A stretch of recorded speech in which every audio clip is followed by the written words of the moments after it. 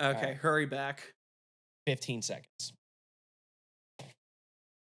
1 Mississippi, 2 Mississippi, 3 Mississippi. You can't be like that specific with a number and not expect me to count. This is true, and it's also fair. If someone tells me a specific number, I am going to count, and I might be petty enough to bring it up. In the first aeon, I was the Great Spirit. In the second aeon, men knew me as the Horned God, Pangenitor, Panphage. In the third aeon, I was the Dark One, the Devil. In the fourth aeon, men knew me not, for I am the Hidden One. In the fifth aeon, I appeared before you as Baphomet, the god before all gods who shall endure to the end of the earth.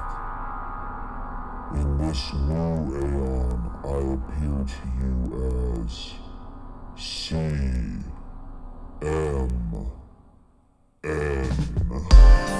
Imagine that there is a brilliant white light just above.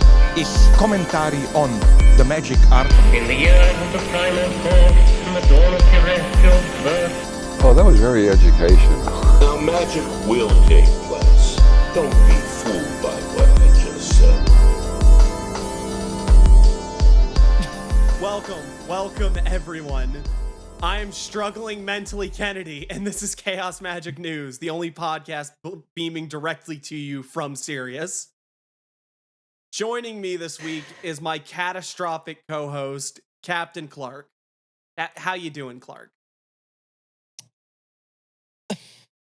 I'm doing great. I was taken aback, struggling mentally. Wow, that was... You just that don't wasn't going to be it, yeah. but now I am. It just came to you in a sudden epiphany, right? It got beamed to you from the little men around Sirius, right? Yep. Wait. Also joining us is a new face, but someone we've been palling around with in the Discord, so shill for the Discord. They're a writer, occultist, and monster enthusiast. This is wTSBrookehouse. Hey, Brookhouse! Hi, how are you? We buried the lead on that one because you already know exactly how we're doing. Yeah, I suppose so. For our opening discussion, Brooke was going to tell us how to milk a minotaur for about 45 minutes. To be honest, I'm truly an amateur. I believe there's an author on Kindle. I can't remember the name off the top of my head, but yeah, there's a whole book on the subject. So if you want to learn how to do that professionally, there's this person wait. who is ready to tell you all about there's it. people that are making money doing this? Oh yeah, dude, that's the plot. Is like this girl needs a job, and unfortunately, she went to liberal arts college, so she takes the job she can find, and that is the job she can find is minotaur milking. Oh boy, and she has a great time. Imagine being on that farm, and it's like, God damn it! Since this pandemic, no one wants to work. Who am I gonna get to milk these busty minotaurs? Oh man. We're like 5 minutes in, not even, and we're already getting into topics that we're not supposed to be talking about because I have a whole episode planned where we're going to bring Brooke back to talk about the storied history of monster fucking in the occult. But this week is the 23 episode, so we're going to talk about that. Okay. But that being said, we have to do the intro topic because that's the law. That's the law? Yeah. I'm fairly certain there was an Egyptian book about this. I thought love was the law. Love Under will, yeah. I mean, I'm just wondering, like, was there? And that was 93, not 23. We're getting our numbers mixed up. We're gonna have to backtrack. Okay, episode over. We're gonna start fresh. No, we're just gonna wait till episode 93 and then make the same joke. Oh my god! Now that'd be the long game. Shit. Well, closer than you think. Just like all my gray hairs. 20 episodes, less than a year. So 3 years, you'd probably be about 100. God, we still have a minute. Anyway, it is the 23 episode. We are going to get into the schizo trigger that is the 23 phenomena. But first, we wanted to have a discussion about the relationship fiction and magic, particularly from the standpoint of writers, because Brooke is a writer among many other great things. Yeah, multi-talented Yeah. creature over here. I feel like I should be talking myself up in this gap, and I'm just like, yes, I do write. do so many things. Nah, you're I make words go, and sometimes I make art, and I have really esoteric hobbies, and I cannot remember what any of them are right now. So See, that's the problem. When you say esoteric hobbies on an occult podcast, everyone's like, well, yeah, that's why we're here. I mean, true. Like that's part of the point, right? There's plenty of occultists who are also working in STEM, but a lot of us are out here making funky paintings and hypersigils out of our art. Well, okay, that gets us to a big part of what we were talking about is hypersigils, because thanks to Grant Morrison, we've got that lovely term that everybody uses incorrectly 90% of the time. But my meme page is a hypersigil.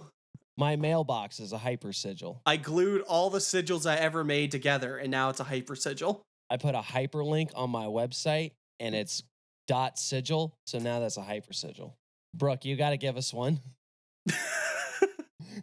I'm trying to scrounge one up, and I am just drawing blanks right now. Pressure. So I'm just gonna let you guys go ahead and run with that one. I'm just gonna watch you go. I guess the easy question would be, what relationship has your writing and creative pursuits in general? How do they relate to your practice? Have you done a hypersigil? Have you had a story that you wrote or something like that somehow played out in your life in a way that seemed the act of writing this was the thing that brought this into manifestation? I feel like there's a couple questions that are actually at work there. Okay, so I have never written a hypersigil. I have sincerely thought about it, but I feel like that's the sort of thing, like, when I commit to that, I want to have a proper plan in place. So I write about occult things, and actually the way occultism and writing have worked together for me is usually just me, like, taking notes and then regurgitating them into a blog format, because that way it helps to solidify what I just read about. Because otherwise I will read something, it'll be really cool, and 3 weeks later I'll be like, fuck, what was it? I swear to God, I read that book. What did I even get out of it? It's how I help myself remember things. So a lot of my occult blog posting is just me taking notes and talking to myself, and then presenting it like, hey, look, I did something that was ostensibly for other people to learn from. It's really just personal review. That was me explaining Heidegger to people. It's a very interesting variation of write shit down, huh? We always harp on that, where it's like, write down your results or write down what you're working on, that sort of thing. But it's like, all right, if I can do it as a blog, now theoretically at least other people can get at it. Yeah, well, and like, as I'm thinking about this, I'm remembering too, like, I did martial arts for a few years, and there's a certain point when you're taking martial arts classes where your instructors start going like, okay, go teach this to the lower belts. Oh, yeah. And so now all of a sudden you have to start thinking in terms of like, okay, I know how to do this, but do I know how to explain this? And it's that ability to explain it that demonstrates a level of mastery. If you're sitting there going like, no, you gotta kick like this, like with your hips, do that. And like, if all you're doing is getting frustrated trying to tell this 7-year-old how to kick properly, then you haven't mastered the material yourself. But if you are able to tell them like, okay, now turn your hips like this and notice what your heel is doing here. Okay, you're gonna hurt yourself. So as you're spinning, you want to come up on your toes and lift and twist and land again. And you're basically explaining to them the mechanics and helping them work through it in smaller stages. So, they can land a kick without twisting their knee. And I think it's a similar principle. Like, you learn your own mastery level when you can repeat the information to someone else in a way that they can then understand and extrapolate from. That is very interesting. Now, the one question that I have is it a good idea to teach 7-year-olds how to kick? Like, I feel like that's dangerous. That's a great way to mess up your shin. It actually works really well as a way to, like, if you've got a kid with too much energy, putting them in martial arts is how to give them something to do to burn off the energy. They might still be a little monster about it, but... It's how they get rid of that energy, but it's how you get rid of your shin bones, because they're going to leave you a splintered mass on the ground. And you go, Timmy, I shouldn't have signed you up for the Taekwondo. And they're like, it's too late. Psh, psh, yeah. Oh my. I did narrowly miss getting kicked in the ankle once by one of the particular demon children at the martial arts school that I was attending. Because, like, the older people would also attend classes with the kids sometimes. There's, like, a mixed age group, and then there was, like, the adult classes after that. So if you wanted more training time, that was how you did it. And, yeah, they're little monsters, but you love them. So, it's okay. You're going to end up with bruises once in a while, but it's fun. And, it's also kind of a masochistic practice anyway. If you really don't like pain, you probably shouldn't be doing martial arts. Okay, fair enough. You're right. No pain, no gain, all that stuff. Totally respect that. But you also mentioned the idea of, like, the old people taking classes with the little demon children. And that seems completely out of line, because now little Timmy is going to do, like, a leaping spin kick and hit somebody who has, like, no calcium in their bones anymore because the osteoporosis has ravaged them. So they're going to kick and they're going to collapse like Obi-Wan when he got hit with the lightsaber. What is this mental picture you have? Like, what is going on here? I don't think we had, like, anyone that old. Like, usually the class instructor was pretty good at choosing their pairings. So, it was a little more controlled than that. It wasn't absolute chaos. It's Taekwondo day down at the fucking retirement home. Like, no, dude. Calm down. Those people, their knees can't take Taekwondo anyway. Yeah. So I'm not so worried about that. They're the Tai Chi more class. Like Taekwondo don't. Oh, Jesus. I hate everything about this. So writing in Magick, right? Yeah. Oh God. And I mean, like, the martial arts stuff is relevant just because, like, there does seem to be this thread of martial arts within occultism too, and martial artists really like occultism. But not today. I mean, subject, honestly, so. I'll let the listeners in. Like, I started this conversation by just telling everyone, like, yeah, like, we're kind of just gonna meander through an intro topic. So this is fine. Honestly, we could keep talking about martial arts and just let everyone be like, wow, they went really off the rails this one. It's not too terribly far off, I don't think. No. But yeah. Well, this the idea of this is martial arts is not fiction. Are you sure? Martial arts is very real. But Steven Seagal, he's the best of both worlds. Like, he's completely fake, and he knows completely fake martial arts, and he's written an entire false narrative of his life and himself.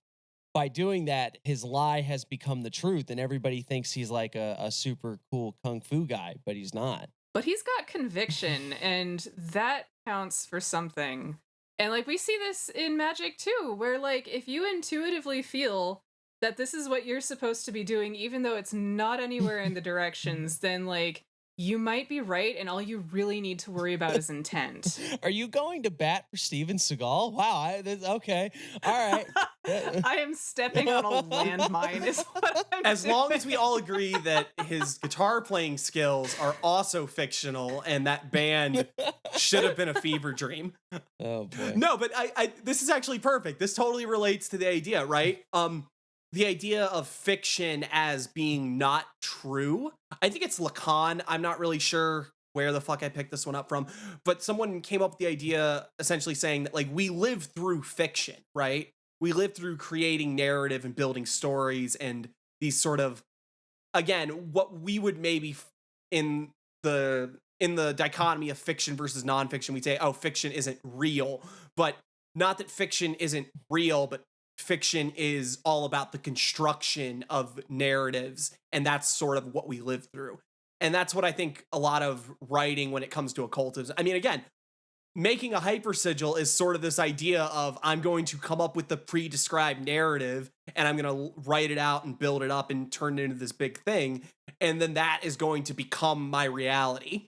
Yeah. And when you apply that to the more, I'm trying to think of the word, the more systematized, taking that premise and then applying like magical or esoteric practices to it, you can end up with something very interesting. And I think a lot of that turns into the sort of things we're building up that, and the way that we talked about last episode of creating these operating systems or these pockets of the colonial being, where you're building up that, if you were attempting to at least, building up that magician personality or building up this particular construct or character within yourself of like, this is who I'm trying to be.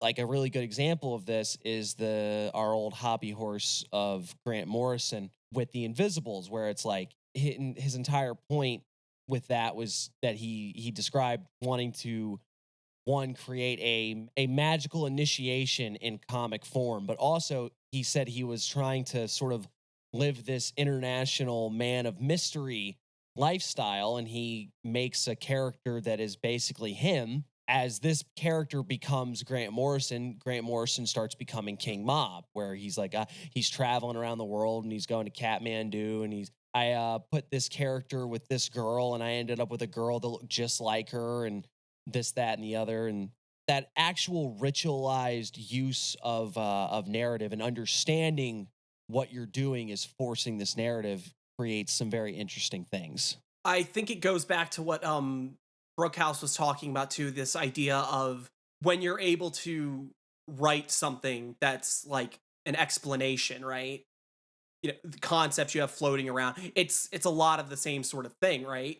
If you can get your ideas down on paper in a way that is, it's maybe not a narrative in the sense of like literature, but it's a narrative in the sense of like, this is my operating idea here, and if I can write it out in a way that makes sense to me, it becomes like concrete. It reinforces my own ability to be able to apply those ideas. It's a lot of interesting thoughts here, and I'm trying to figure out like how to just pick one and run with it.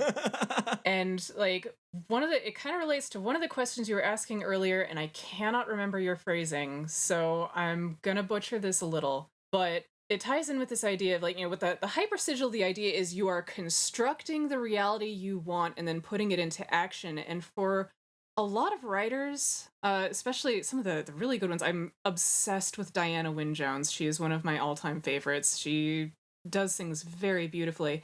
But she also talks about how with a lot of her writing, she starts from a concept and then just follows it to see where it goes. And I think Neil Gaiman has said something along the lines of, you know, you write your first draft and then you go back and edit it and make it look like you did it on purpose. Oh, yeah. Yeah, and I remember hearing that one. Yeah, and so it's this idea that like you let everything kind of fall out and then you go back through and then you pay attention. And I think my writing professor talked about this too, to some extent. You notice after the fact what your recurring theme is and what the patterns are in your work. And, you know, when you are writing professionally, sometimes people will come up to you later and be like, oh, I really loved how you used this color as this signifier of this thing throughout the book. And you're just like, wow, I am brilliant. I didn't even notice I did that. And this speaks to something very true, though, because very frequently there is something in your own psyche that you don't notice you're putting into your work. And sometimes this is like patterns of your own life. The stuff that motivates you is the stuff you're going to talk about. And that's, you know, Jungian shadow stuff. If it's not somewhere in your psyche, if it's not part of your shadow, if it's not part of you, it doesn't ping, it doesn't register, you don't notice it. But if it is, it's going to come up a lot. Yeah, no, that's perfect. Back to Lacan, my fucking psychological dude, right? Lacan has this idea of the fantasy, you know, in the Freudian sense of it, and he thinks that there's a central fantasy in everyone's unconscious or in everyone's psyche, right? there's a lot more complex ideas about like, oh, you shouldn't actually figure out what it is, or if you do figure out what it is, it's going to be horrifying because you're going to realize that like your entire life is built around this really dumb thing, and like this is what's motivating you. But at least in the confines of writing, that's something that I think we see, especially being able to like look back at someone's history as a writer, especially after they're dead.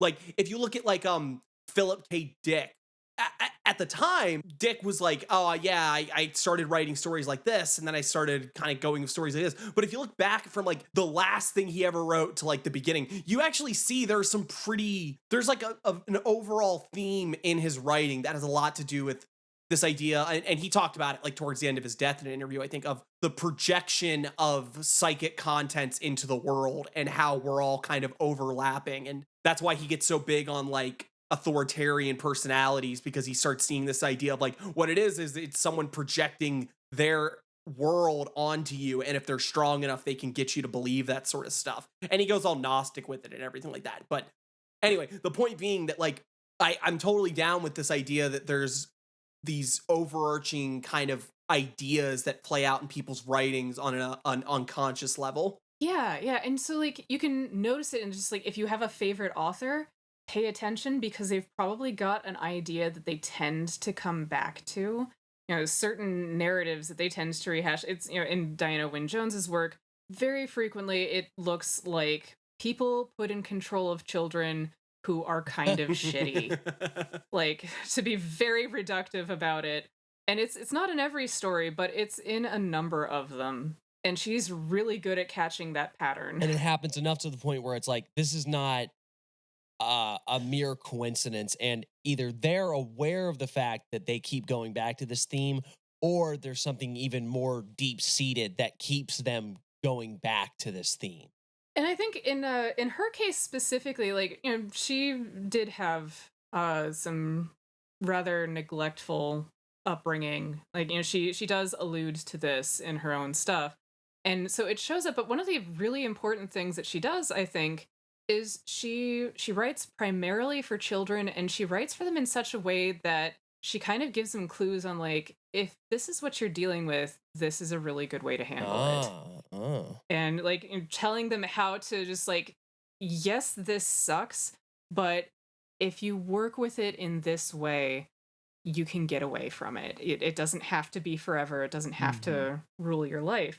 So it's like dealing with it with an attitude of like progress in mind. There are other writers who do not notice this pattern in themselves. And so stuff comes up in their writing, and like it doesn't inform the writing well. I'm not going to name names. I'm going to be a good person and not start calling out writers. But like every time you are reading a work of fiction, you are reading basically someone's beliefs about the world. And some people, Alan Moore talks about how you need to be very, very certain of your own beliefs in the world, but you also need to be able to get into the mind of someone who does not think like you, or else your lack of empathy is going to show. And it's going to make for really bad writing. Like, if you cannot just have someone be like this mindless villain, because it weakens your writing, it weakens the impact of the story, and it turns into, goofy ass superhero logic. Well, it's worse than that too, because you're completely right about this, that it informs how people, like, this is how people's writing, like, this is how they view the world. And if you write characters like that, it's because that's what you think other people are like. Oh yeah. I mean, if you can look at people who, I guess for lack of a better word, use that superhero logic, right?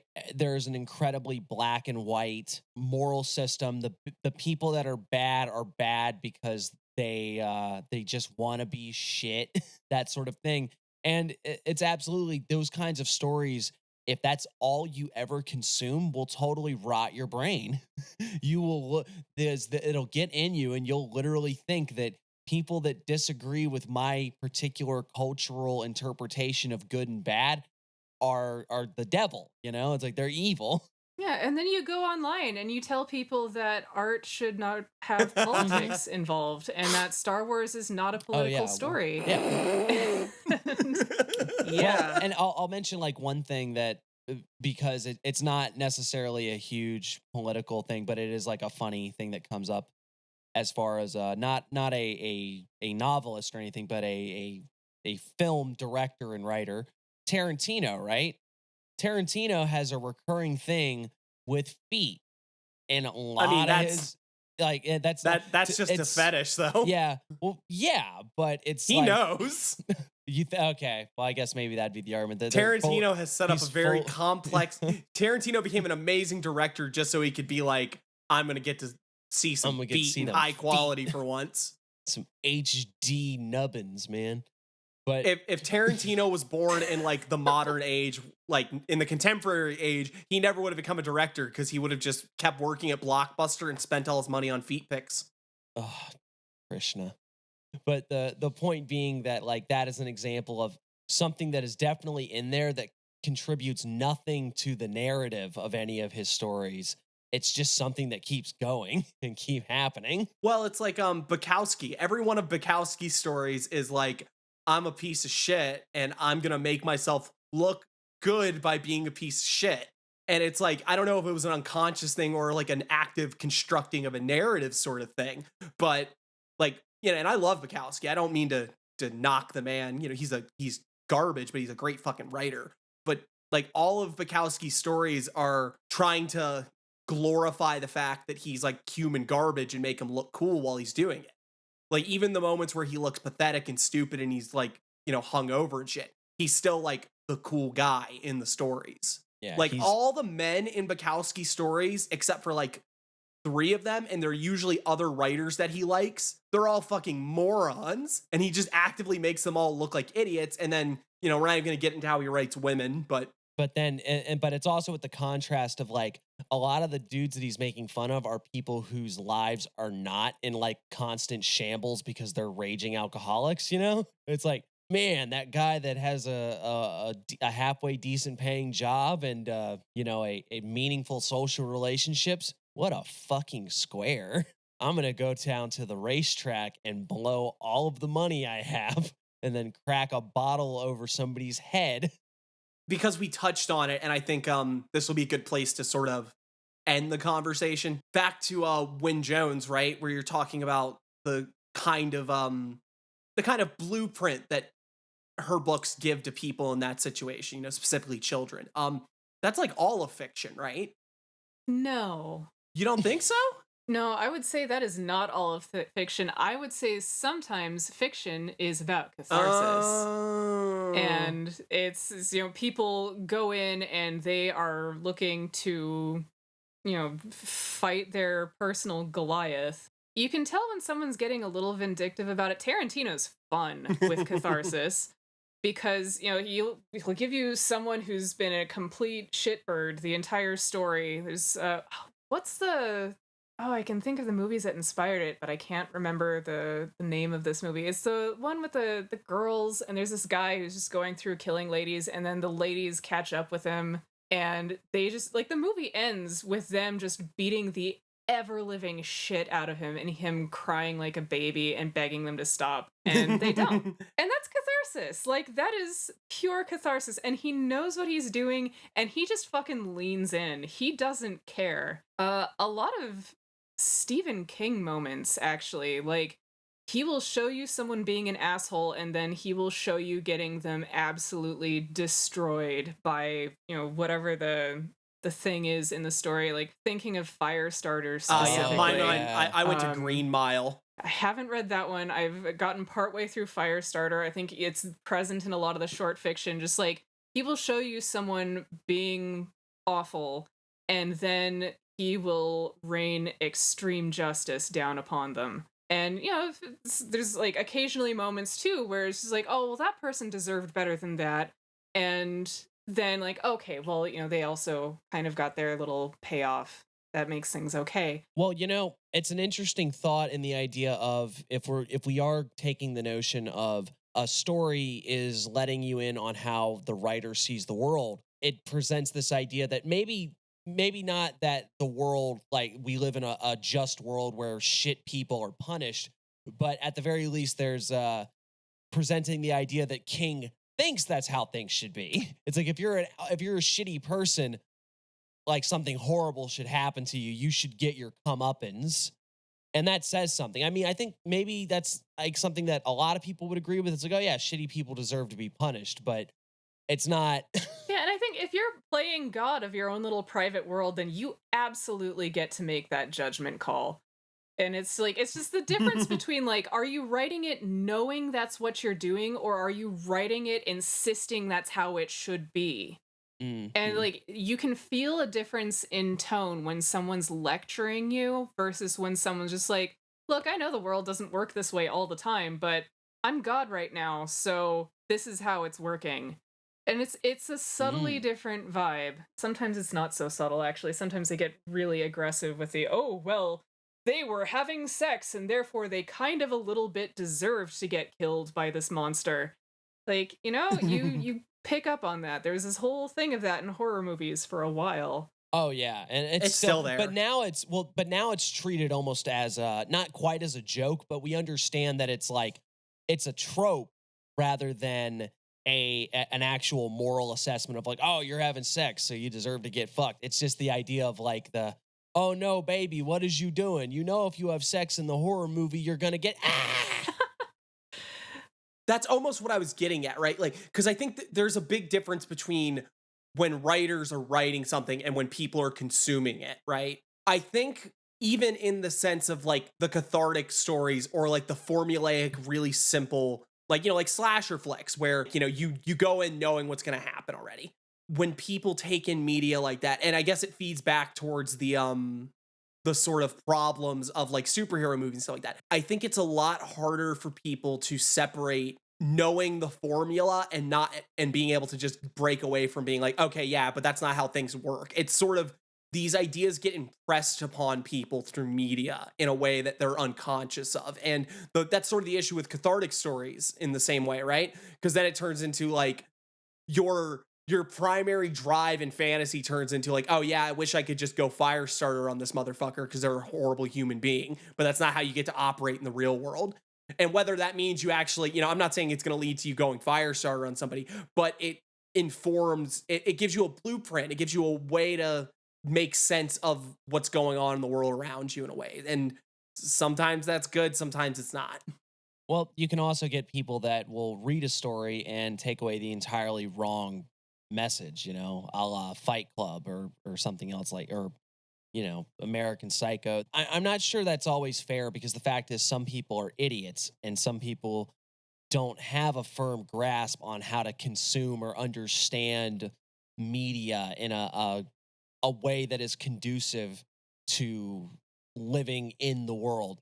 So you can't always look at it and be like, oh, well, you know, people get this message from this story. And it's like, well, sometimes it's because they're idiots, you know? Well, yeah, but bringing it highbrow here, Nabokov absolutely fucking hated Humbert, who's the protagonist of Lolita. Mm-hmm. And there is a worrying amount of people who do not understand that Humbert is the villain of that story.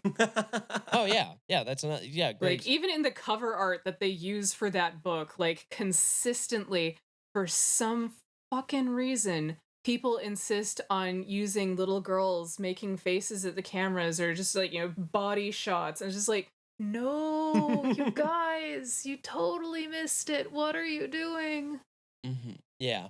You're supposed to be creeped out, and instead the exact wrong people read that book and were like, see, this is what I'm talking about. This guy gets it. And it's like, oh, he's telling on himself now. Yeah. But I think that's a very important thing too, and maybe that we can bring full circle too, is that in the same way that we're talking about like narrative and storytelling can be used as tools of magic, as ways of bringing about a certain intent, that doesn't translate to everything you write is an expression of something you're trying to bring to fruition. And it isn't, and it's also definitely isn't that everything somebody writes means that it's something that they approve of or something that they think is good. I guess. Like, I think sometimes you're trying to comment on it and you're trying to even contextualize it for yourself. You know, kind of like what I was saying with making blog posts about whatever I've been reading about recently. Sometimes people write fiction because they are trying to put into context for themselves, like, what kind of person do you have to be to justify being someone like Humbert? It's a way of, for your own sake, trying to organize the world, and sometimes the wrong people get hold of that material, and that's unfortunate. Yeah, but sadly, the fact is, once you write something and put it out there, it in a lot of ways it doesn't belong to you anymore. So you just got to accept. It's like, Yeah, I well, think that's I death tried. of the author. I think that's what that's called. This is like, every time I read Yeah. about this, I forget what it is again, and so this is why I need to write a blog post about this. Clearly. But yeah, it's that concept, like, once you've released it into the world, you no longer get to control that narrative. You have to hope to God you said everything you intended to say and made your point clear enough so that you don't get a bunch of gross people thinking that your villain is a hero. I would go a step further, that because we live in a decidedly postmodern era, it doesn't matter what your original, it doesn't matter if you printed a manifesto on the back of the book that explained exactly what the hell you're talking about. People will willfully reinterpret a story in a way that makes sense to them for their benefit. And I don't mean to make that sound skeevy, like, oh, everyone's got an agenda, but people will reinterpret things in a way that is useful or makes sense to them. Even if you tell them outright that's not what it means. Yeah, and that is also a really valid point. It's just, you can try to outline it as clearly as possible, but if this person comes from a fundamentally different worldview, they are going to reinterpret it according to their own purposes. We were talking in the chat recently, someone had gotten a screenshot of someone else saying that, oh, well, the pride flag, they clearly inverted the chakras because they're corrupting the something or other. And it's like, no, the pride flag is arranged the way rainbows occur in nature. It's nothing to do with the chakra system, you absolute wingnut.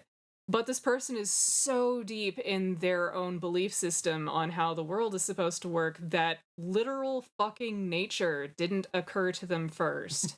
Yeah, absolutely. They don't know nothing about nature. They don't go outside. Well, they don't know nothing about chakras either. If you use the rainbow system for the chakras, it's because you're a dumb Westerner hick. And I'm gonna give you a noogie right on your crown chakra. All right, just because I'm curious now, and we can wrap it up with this one. What's the most magical book you ever read? Like, work of fiction? Oh, geez. I might have to come back to this one because I've had some really good ones. As a kind of surprise out of nowhere sorts of takes, there's this book called The Gargoyle, and I can remember the author's first name is Andrew. I think, like, I can see it across the room, but I cannot actually read the author's name, and I've got a cat on my lap, so obviously I am trapped. Andrew Davidson? Possibly. And it's about this guy who is just, like, the most, like, in the world and of the world, Crowley's interpretation of the devil, just, like, here for a good time, not a long time kind of person. And it's the devil card from the tarot. I don't know if that was obvious. Sorry, most of my Crowley exposure is from the Thoth tarot. So, okay. He's one of those types. He gets into this absolutely horrific car accident. He had been doing porn, he had been doing lots of drugs, now he is trapped in a hospital, and the drugs he is on are the really good ones, but he's also, burned over most of his body, his junk has been basically burned off, so no more porn for this guy. Yeesh. And this woman he has never met in his life shows up, and is just like, oh, it's good to see you again, I'm here to take care of you. And she explains this is not the first time this has happened. Over the course of their relationship, basically, he grows as a person.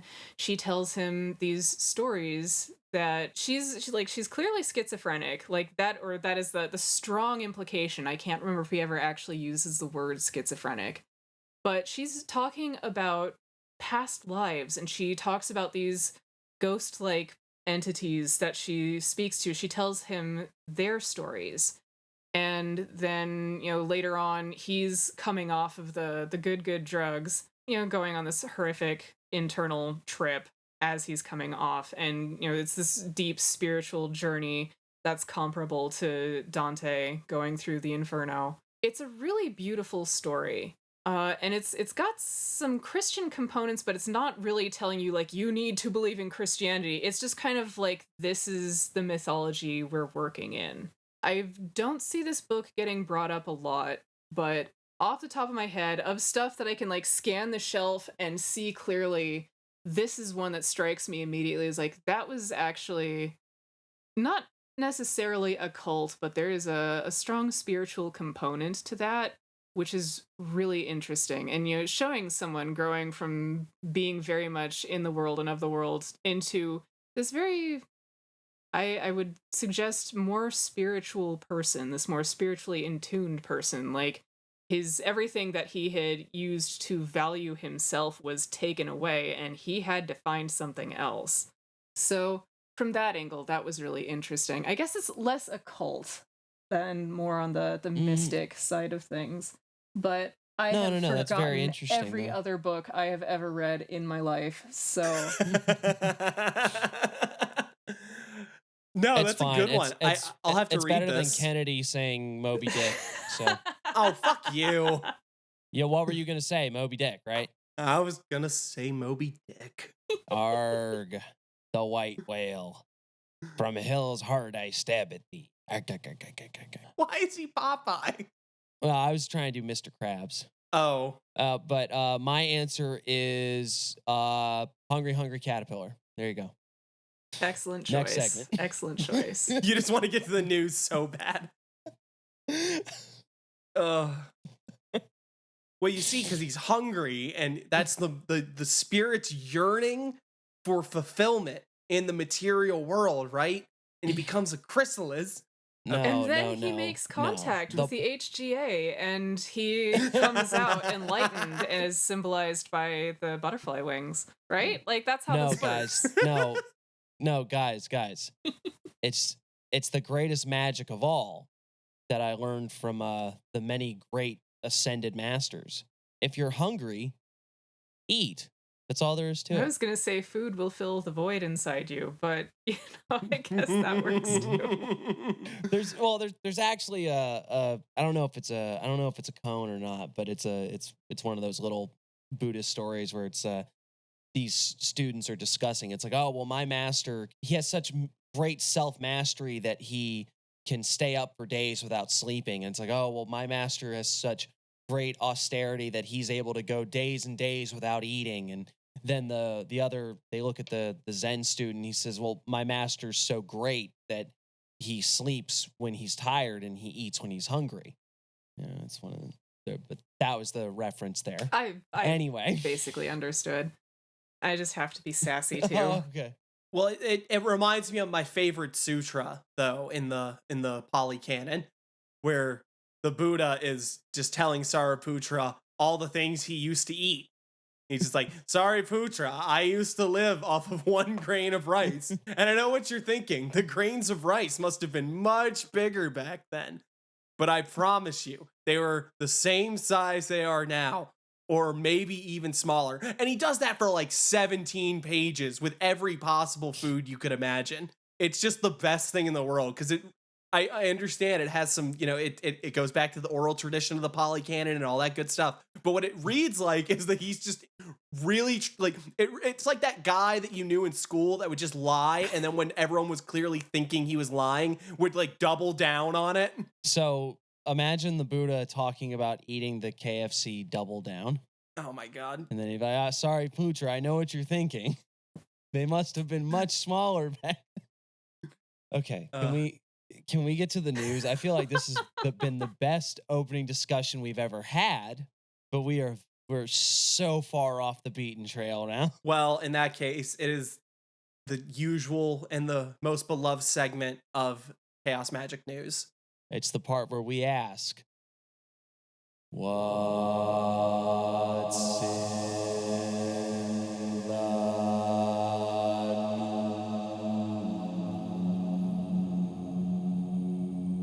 What is in the news indeed? Hold on. Oh no.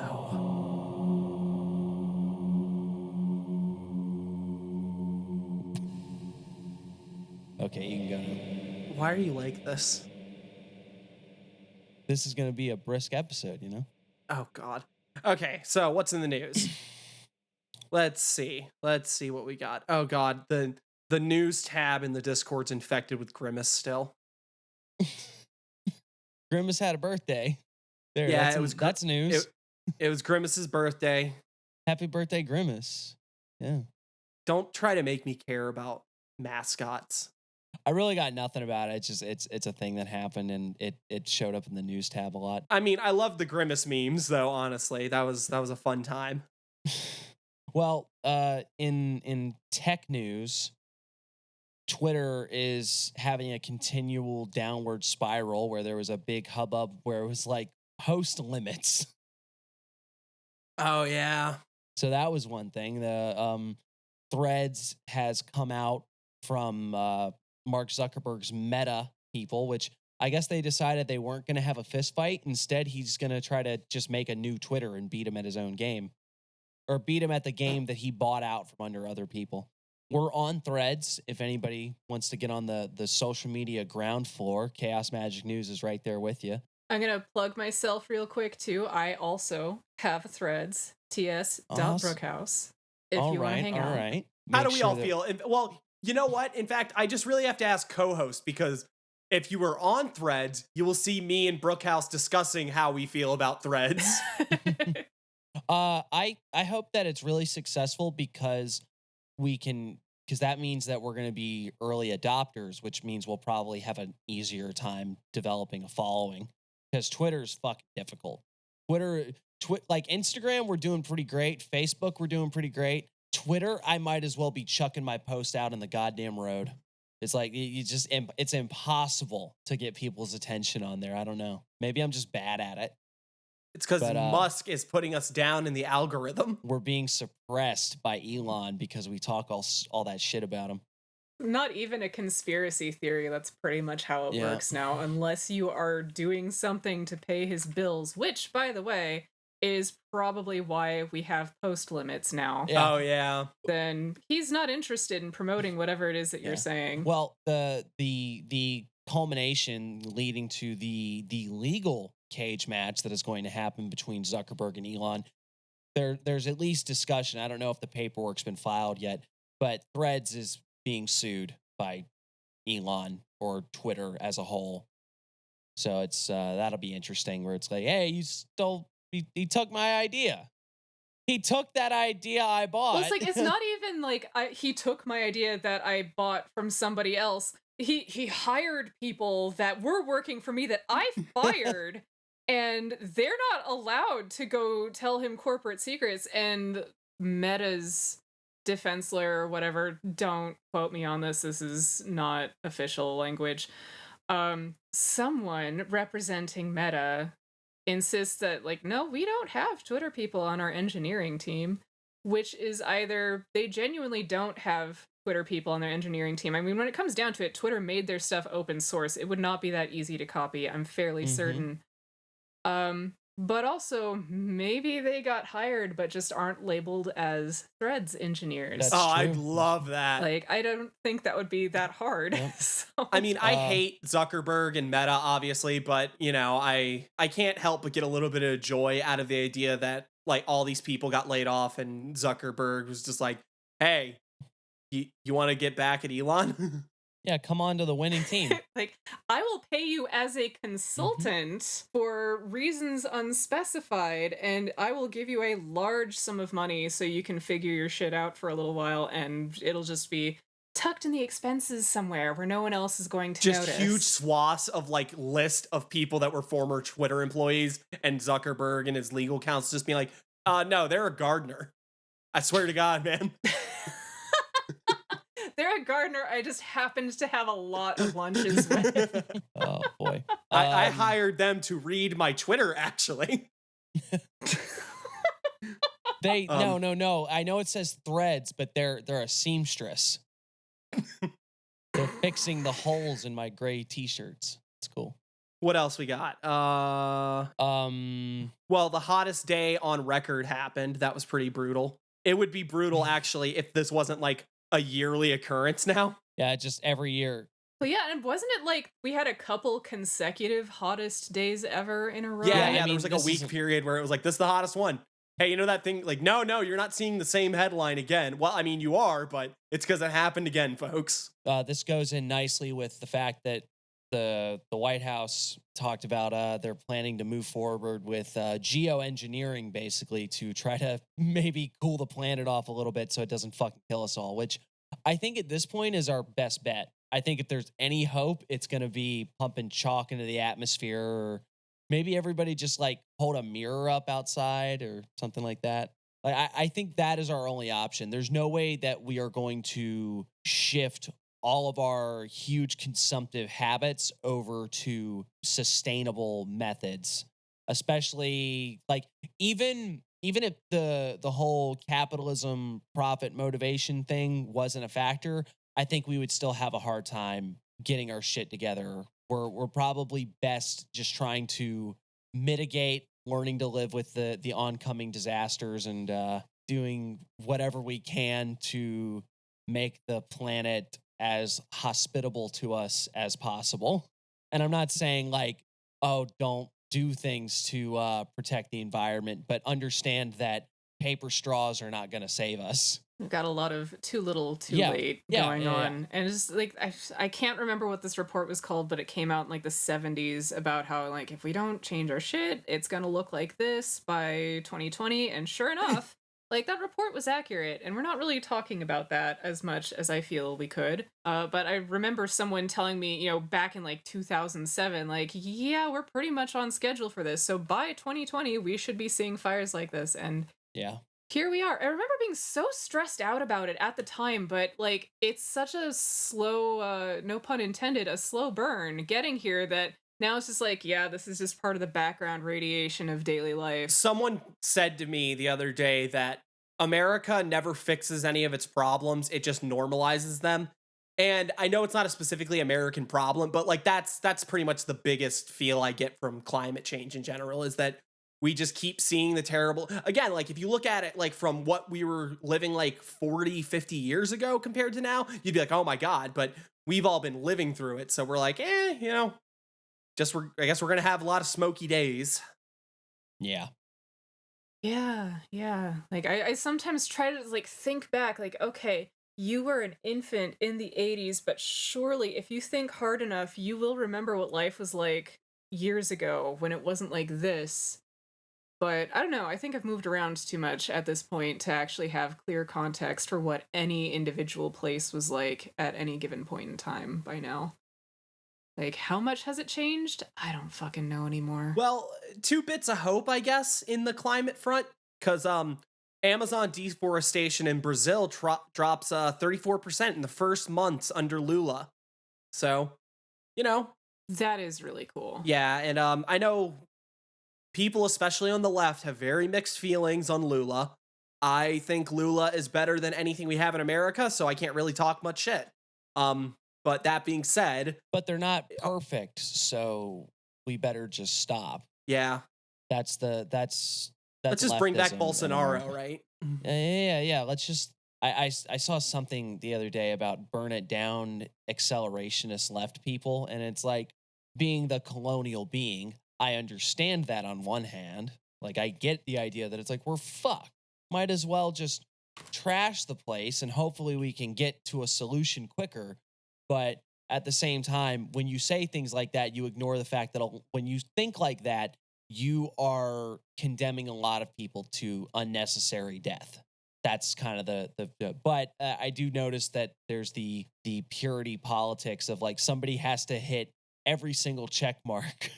Otherwise, you might as well have elected, you know, Trump or Hitler or whoever you don't like. It's that evangelist mentality of just like, you know, if you can point out to any reason that someone is impure, then, you know, shame on them, cast them out of the church. They are no longer allowed within these sacred halls.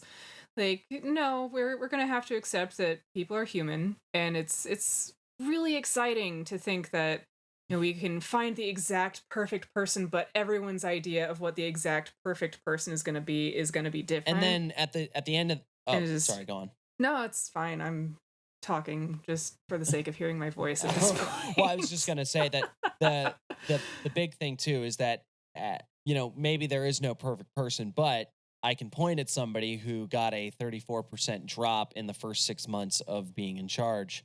So that is a tangible gain. Yeah. Well, I think one of you was saying in the last episode, what is it? Cornel West is running for the presidency, and someone else was castigating him because he agreed with something Ron DeSantis said. Yeah, and it's like, well, yeah, Ron DeSantis, maybe he had a point on that one specific thing. Like, if it turns... now you're canceled. Again, as was mentioned in that episode, if it turns into constantly demanding that, if this person is bad, then everything they say is bad and everything they agree with is bad, then we are not getting anywhere. Because listening back to that episode, trying to find things to clip, I remember I said something to the effect of, if Trump said water is delicious and you should drink it, you've got to be a brain dead moron to think that means you need to start rubbing salt on your gums and never drinking water again. But it's a hyperbolic example, but that is the mentality that some people carry, is that if you agree with somebody who is bad, it means that you're bad because they're a bad person, so therefore everything they think is bad, Yeah, Doesn't it's matter what they superhero said. fucking morality shit. Yeah, we were just talking about this. Yeah. It's But speaking of the Trumpster dumpster, Trump went to a Dairy Queen, right? And asked, what the hell is a blizzard? Oh, okay. I don't understand that, like, Trump seems to have this very odd association with American fast food. Like, because he had the McDonald's thing where he bought a bunch of McDonald's for like an NBA or an NFL team. It was one of those. No, it was like a high school team or something that won some big thing. Whatever. But yeah, it was some sports team. I don't watch sports ball because I'm a dork. But the point being that, like, he's got that, and I know there's a couple other examples that I'm probably not. I know it's supposedly he has like a big thing about like eating hamburgers a lot, and he loves him some Diet Cokes. I also like a Diet Coke, so I don't have any room to talk. But now, like, the Blizzard thing, but it's the opposite. Rather than being like, yeah, I know the secret, I know the secret menu for Dairy Queen. I know I know the hidden blizzards that you wouldn't even imagine. Instead, it's, what the hell is a blizzard? Which is like, that it's funny because it's like, oh, I guess he doesn't go to this particular restaurant very often. No corporate sponsorship involved. Yeah, there you go. That's what it is that he's not getting any kickbacks from Dairy Queen. I'm a Shake Shack man. But I do think it's funny that just because of the sort of media circus that follows him around, you do get silly stories like this. I mean, like, because this is on the same level as like Obama's tan suit. You know what I mean? Oh yeah. It's like it is just finding something bizarre. But this is something I harp on a lot, actually, as far as politics, is like anybody in the quote unquote elite or the upper echelon. So like they have no idea what anyone's day-to-day life is. So it doesn't surprise me he doesn't know what a blizzard is. He doesn't go. Even if he did, he probably doesn't know what it's called. He has people that go to these restaurants and bring him food. He doesn't, Trump doesn't wait in line at the DMV. Trump never had to get an Uber. He doesn't file his taxes. Like in many senses of that word, he doesn't file his taxes. These are people, and it's not just him, but like it's a lot, but he's the person we're talking about. These are people that don't understand what the day-to-day life of an average schmuck is like in any sense. They don't know. We don't live in the same world. So yeah, he doesn't know what a blizzard is. He also doesn't understand why anyone would need health care. Or do you remember the joke that happened right towards the beginning of his foray into politics, where he's talking about, I got a small loan of $1 million. It's like, that's the type of shit that you say when you don't understand anyone else's life. Yeah. And that's all you get. Do you want our now obligatory alien headline for the week? Oh God, yes. Harvard professor believes he found fragments of alien technology. Well, fucking cool, but what does it do? Like, what makes him think it's alien tech, and is it awesome? Like, does it light up in a really special way? Like, Does it shoot a laser beam, or does it cast to my Roku? is it gonna give us gravity on the moon? Like, that's the real important question. Like, apparently we have the technology for a lunar base, but we can't put people there. We can't handle that kind of gravity. Well, for the record, we've had a lunar base since World War II. They just don't want you to know. Have you? You're so have you right. heard of? You know, I think I've watched that episode of Inside Job. Have you heard of Alternative 3? No. What's Alternative 3? Look. All right. Okay. We do not have time for this, but the point is. That'll be the next time I am a guest. We're gonna talk about monster. We're gonna talk about monster milking, and we're gonna talk about how they got a fucking Mars base where they're stealing people and shipping them off into space to be slaves for the reptile people that live on Mars. And Wow, that's a lot.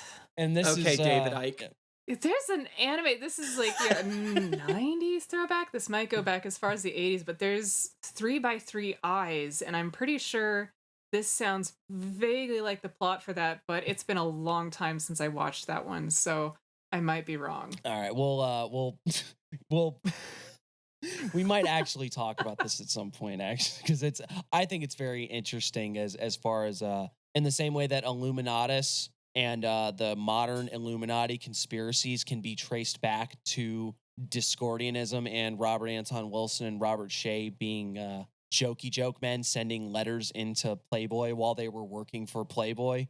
And now people just repeat their conspiracies. Alternative 3 is actually the same thing, where it was something that intentionally was made as like a weird hoax to screw with people. And now people unabashedly believe it. What I tell you, folks, fiction. It becomes fiction. your reality. All right. Now, speaking of conspiracies and I'm sorry, you don't want to hear about the technology that was found from space? You make your reptile joke and you're done? I'm sorry. I forgot we were actually in the middle of a headline still. What I'm going to hear is somebody accidentally ran over a Nokia and they just kicked it off to the side of the road, and some Harvard Yahoo found it, and he doesn't realize that it's just a lithium battery, and he licked it and it burned his tongue, and he's like, aliens. That definitely sounds like Harvard right there. That's the level of science I anticipate from the Harvard Science Department. It's way fucking, it's super whack. It's basically a meteor hit the earth, and they found a bunch of spherical objects that are made of iron and silicone and titanium, and they're way harder than any space rock we've seen before, but they don't light up like my Skechers, so how advanced can these aliens really be? Yeah, see, if it doesn't sparkle, it's just not that cool. Yep. Glitter fixes everything. If you sprinkled a little like mica powder on there, at least that would get somebody interested. That would get the crystal chicks interested, if nothing else. Oh man. Okay. Oh well, you know what? We got one more headline that I can think of. So you talked about spherical objects, and Vegas has opened a giant sphere building, and it cost $2.3 billion. And what's 2.3? 23. Bam. Oh, there you go. No. Oh snap. No. It was there the whole time, just waiting for you. My only thought is, why do you need a giant building that's like a sphere? Like, was this just I think I made the joke when we were talking about it initially. Like, I think the pondering the orb memes were going around, and they were like, what if we just made a building like that? But it takes so long to get building permits, and like $2.3 billion is a lot of money to get together for that. So by the time they got it up, the memes aren't there anymore. It's like, well, shit, we got to do something else. They're maybe hoping to reinvigorate the meme They're base. going to make it, and I don't know, is it working? working? They're going to paint it purple and say it's Grimace. Oh, there we go. I don't know. It's supposed to be like it's supposed to be a music venue, but like I don't really have much to say about it other than the 2.3 thing popped up, and it's just a big circular building, which is like, why'd you need that? But it's Vegas, so we do what we must because we can. Yeah, exactly. So the last news segment is gonna be a bit a long one, but we brought Brookhouse on to explain it to all of you fine people. And they're listening to you through the TikTok app. Unless you live in Montana, then they can't get to you. Montana has a no extradition with the Chinese Communist Party, so you can do whatever you want. But the drawback is you can't be on TikTok. Well, the drawback is that you have to be in Montana, and that is. Well, what if I have to grow my dental floss crop? No diss. Like I'm sure Montana is fine. Actually, the Chuck Tingle book that I am reading, Camp Damascus, comes out on July 18th. It is currently July 9th. I have an ARC. It is set in Montana, so. There's my excuse to name drop Chuck Tingle this evening. His book is set in Montana, and the book is very fun. So there you go, Montana. There is something working in your favor. Chuck Tingle likes you enough to write about you. Yeah, and if you were lucky enough to be in our Discord, you got to hear Brookhouse reading this. That's all of another reason that you should be in our Discord. Yes, because sometimes I randomly read things on the thing. Yeah, this is absolutely selling it here. Anyway, we were talking Bright Side Lake. We were talking about something that the name of this episode is just going to be "Wait, we were talking about something else," isn't it? Great title. No. So, Brookhouse, you just want to explain to us what happened or what is happening or what might be happening? Yeah. Okay. So, someone on Facebook mentioned in a comment section for Chris DeSalvatore. I'm going to name drop him too because he's an occultist and an artist, and he sells useful stuff if you're working magic. So Chris DeSalvatore, he's Prismeta Magic on yeah, Etsy. they used to be. What was their old name? They were Amon something. Amon DeSalvatron. Amon DeSalvatron. Yep. He's been around as that one too. That's how I knew them way back in the day. Either way, we love them, and friend of the show, Ben Beardsley, keeps telling me that I need to go interview them, so that's probably going to happen at some point. Anyway, we were talking about something else. So, so this is relevant because it was in the comments on one of his posts that someone happened to drop this mention of Britney Spears not actually being free. So there's hashtag Britney is not free. And of course, I'm looking at the screenshot like, oh, I gotta go see what's up with this because I'm a snoop. The idea is she was never actually quite released from the conservatorship. And technically this is true. She kind of went from full-on conservatorship to a lighter version of it, where there's still kind of other people in control. And I think the idea was it was to help her kind of transition out of having her life being controlled by other people constantly. Did you say transition? Oh, no. DeSantis said no to that. We're not allowed to talk about that. We're going to have to... Well, DeSantis can suck dick, whether it is a cis or trans person's. I don't care. Okay, sorry. I couldn't... Just gonna go hard with the incendiary remarks tonight. Well, I'm sorry. I heard transition and I have like a goldfish brain, so I just like, hey, there's a joke you can make there. There's a trigger word. Exactly. Let's hop on this one. Trans rights. So this conservatorship light is, basically other people are kind of still in charge, but she's got a little more freedom. And since the last time that she was in an institution, things have gotten a little weird. And so there's, someone had noticed like there was this complete shift in the way she was typing, and it started around the time that she went into the institution. Institution might be the wrong word. I'm pretty sure it's correct. I honestly can't remember now. Again, I did my research on TikTok. So But what when you say there's this tone shift there, and I was gonna say, Sorry? but when you say institution, you mean some sort of mental health facility. She got locked up and drugged. Oh Yeah, dude. Like, Wait, you don't know about the whole? It is not. You didn't know When about was the Free this? Britney stuff? This was like No. You're talking about back when though. Like you're like No. There was a second time more recently in 2019. Lou Taylor was her person representing her professionally. And so Lou has said that Britney was fully on board with going in, and Britney has come out saying like, no, the fuck she didn't. mhm. So there's some nuance around that. There's a lot of inconsistent stories going around with all of this. This is made all the more entertaining because a lot of this is being fueled by people with some pretty intense parasocial relationships to Britney.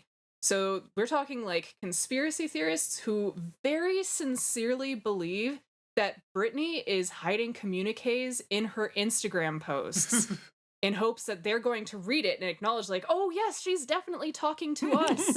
So it's like making a post on Instagram, but if you take the first letter out of every paragraph, it spells out "help me" or something like that.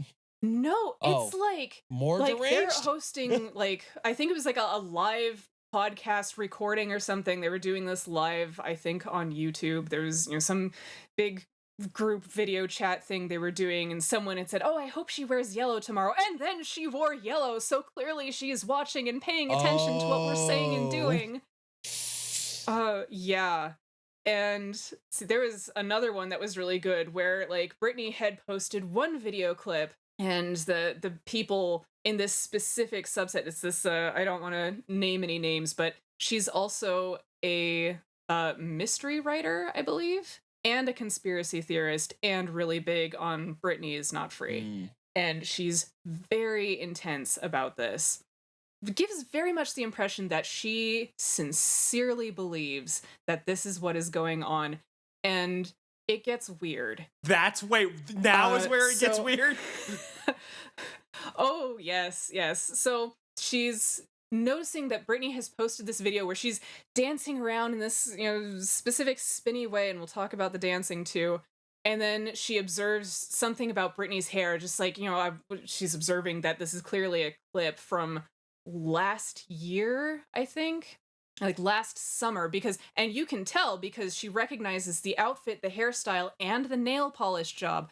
Like, these people are sitting and picking through each and every video and, like, tracking things like manicures, which is fair because when stuff goes up on social media, sometimes the timeline is very inconsistent. Like, Britney's husband will post a video or a photo and make it sound like, oh yeah, we were just at the beach, but then the Britney obsessives go like, no, that's clearly a photo from this point, like 6 months ago, when you guys posted this video on this website. Right. Or like it got posted to Instagram, but then this photo got posted somewhere else. Again, TikTok research. At the same time, I didn't take thorough notes. No. Well, I just have to say real quick, part of the reason my notes are not as thorough as they could be is this gets really fucking depressing after a while. Like, there is a certain point where it's like, Jesus, this is, you hear the same spooky music used in the background, it's just like, ooh, it's not really Britney. And like, it starts to wear on your psyche after a while. It's Britney, bitch.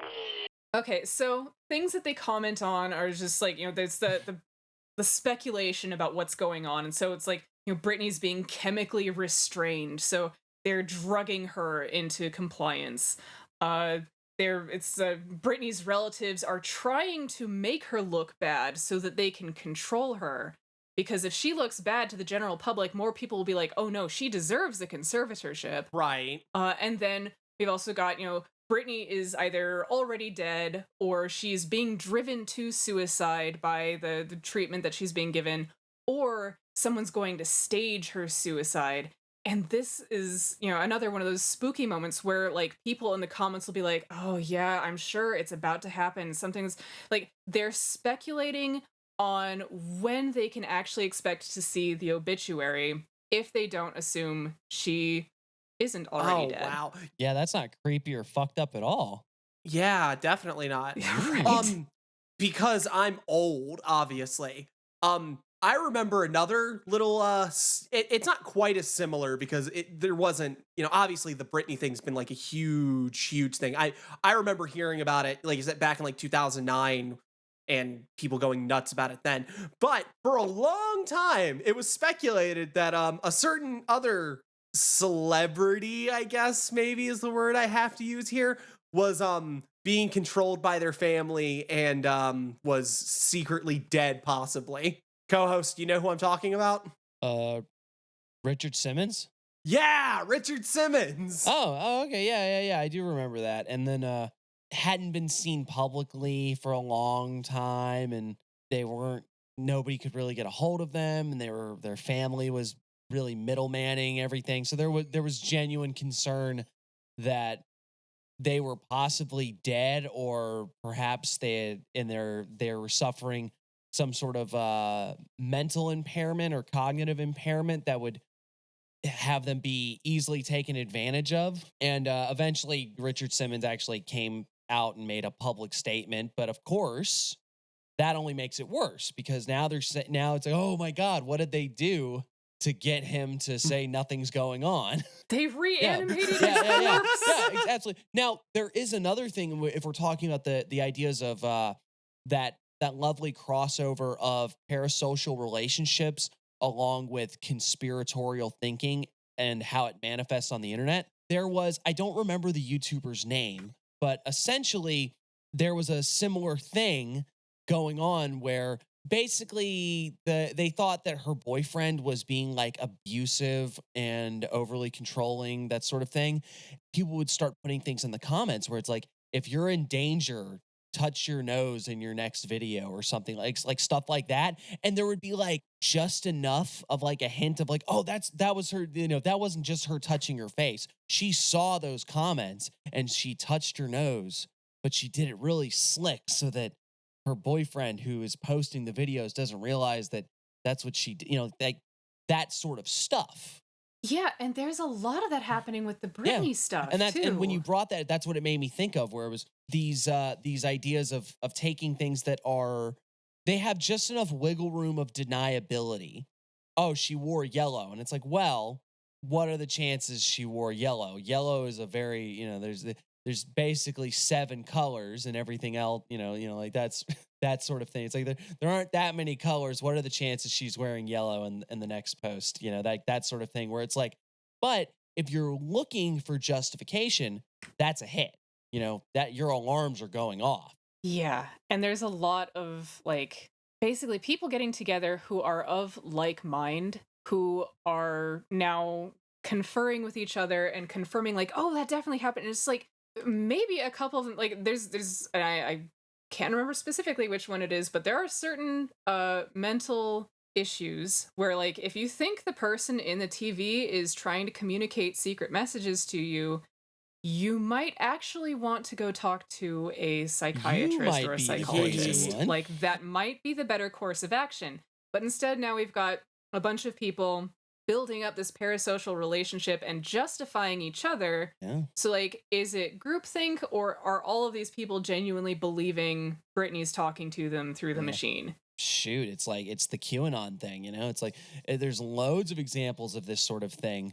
So is there like, are there ideas of like, oh, this wasn't a real Britney, this was AI Britney in this video?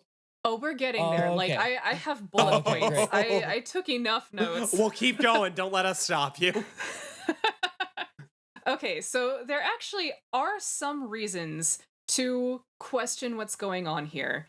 And one of those reasons is Lou Taylor, her representative, who did try to take advantage of Kurt Cobain and Nirvana back in the day after he died. Courtney Love was on her own TikTok talking about this. Oh, wow. And gave a very Christian prayer for Lou Taylor's well-being and, hoping that she would deal with her stuff. But like, yeah, she mentions that Lou Taylor was trying to get control of that stuff away from Courtney and away from Frances, their daughter. So Lou has a pattern and it goes back quite a ways. She also represents Justin Bieber, whom Britney, air quotes, promoted on Instagram. She made a post saying, "I just like this song," and then uses the eye roll emoji. And it has come up elsewhere that Lou is trying to put Bieber into a conservatorship as well. No. Yeah. So like, there's a pattern. There is a pattern. It might not be a super strong one, but this person does seem to like making bonus dollars off of the people that they work with, which, you know, I guess in that line of work, that's pretty much what the job is. So can you blame a snake for trying to bite you when you've been working with it very closely, I guess? I mean, yeah, but yeah, so like, there's this accusation that Bieber's wife is trying to get into a position of having that kind of control in partnership with Lou Taylor. That is, you know, people suggesting things. There is not a lot of strong evidence as far as I'm aware. And, you know, she has profited off of Spears's conservatorship pretty well, too. The goal would be to get Bieber to have some sort of public mental breakdown and then have that happen, which to my knowledge, it hasn't been anything nearly as dramatic as what Spears went through yet. Not yet, but you know, we could see something. Like, yeah, I mean, conspiracy theory here. What if? If it does happen, though, that will it wouldn't make me like a true believer, but it would be that would give a lot of credence to this sort of sleazy behavior of like that. Yeah, this was probably manipulated. Yeah. And it's like, I was talking with a friend recently for very different reasons about how, you know, if you are standing up to someone who is clearly being abusive and toxic and trying to use their power in really horrific and manipulative ways, and the only other people that are standing up on your side are people that they have targeted, but are also people who are morally gray, shall we say, it's really hard to feel like you're on the right side. That said, Kanye is also someone who has spoken out in favor of Britney and being like, no, she's being manipulated. You have no idea how many drugs they will put you on in an effort to try to keep you compliant. Interesting. It's an incredibly tough situation to be in. Yeah. I'm in it every time I have to like talk about their Democrats doing something stupid and then Republicans that agree with me. Yeah, it's like, oh, fuck. I mean, I guess a broken clock is still right twice a day, right? If it's analog. Okay, and so we go from Lou Taylor to Britney's dad being kind of a dick. Kind of? Yeah. Britney's present worth, like her value, even if you're taking into account like property she owns and everything, it does not add up with the amount of money that she made. And her dad has allegedly spent 10 figures of her money, which is not specific, but definitely puts it at $1 billion plus. Like, that is a lot of money for Britney to just not have access to. It's worth noting that's been coming up lately that, oh, well, you know, Britney's still on the hook for these various, you know, child support and whatever. You know, she needs to be making money somehow. She's running out of money because of how much she's spending. It's like, no, she's running out of money because someone stole all her fucking money. She was also pretty damn young when she got her start and when she was like an absolute powerhouse. Yeah. They literally had to make laws about not using your kid to make a whole bunch of money and then not giving them a goddamn cent. And it still happens. Yeah. Yeah, that's what happened to Gary Coleman, right? Gary Coleman, Will Wheaton. Oh, yeah, Will actually Wheaton. Also went through that too. And it's just like, they made these laws ages ago. It's and still then happening. It came right back around. Like, they haven't updated the laws. They haven't made things, you know, consistent with the modern world. So this is still happening, and children are still being fucked over by their parents' shitty behavior. I would like to note, just as a personal thing, Britney's parents are named Jamie and Lynn, and Britney's younger sister is Jamie Lynn. Like, we know who the favorite is here. Like, this was the child, either that or they're just like, shit, I don't know, we ran out of names already. Britney was kind of the top we could think of. How fucked up is it that you just saddle your kid with both of your names? Like, right? What? Like, at least go to the grandparents first. Otherwise, like, you shout either name in the house and someone's gonna be confused. Well, co-host was actually named like that. Co-host father's name was Co, and co-host mother's name was Host. No, There we go. That's your co-host- second co-host no. joke. Co-host comes from Kohoskovich from the old country, and you trying to erase my ethnic heritage is noted, unappreciated, and I'm gonna give you a noogie. Oh God. You're in Yeah, it now. You done goofed. Okay. Well, what else we got? See, okay, so, and also worth noting, Britney's Instagram is deeply inconsistent about Spears' relationship with her family and with God, which is, one of the things that is used as an argument that she's not actually fully in control. And during her court hearings, she mentioned that, she doesn't believe in God anymore. Yet at the top of her Instagram profile, it has one of those, like, pray every day type messages. I don't think that's exactly what it is. I can't remember what it is now, but like it is implying that she does pray and she does have that close relationship with God, and she has made Instagram posts implying that she does have a spiritual life, despite having stated quite plainly and well documented she doesn't believe. And it does come up periodically. She will make some allusion to being religious that isn't there. But apparently her younger sister, Jamie Lynn, is religious.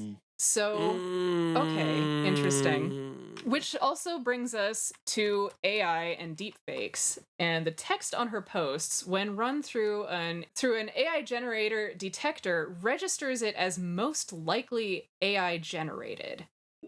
So, who knows? Maybe she just types like a chatbot, but maybe not. Maybe there is reason to believe that someone's just like, I don't know, just ask the chat thing to generate a bunch of random bullshit about dancing and we'll post that today. What the actual fuck?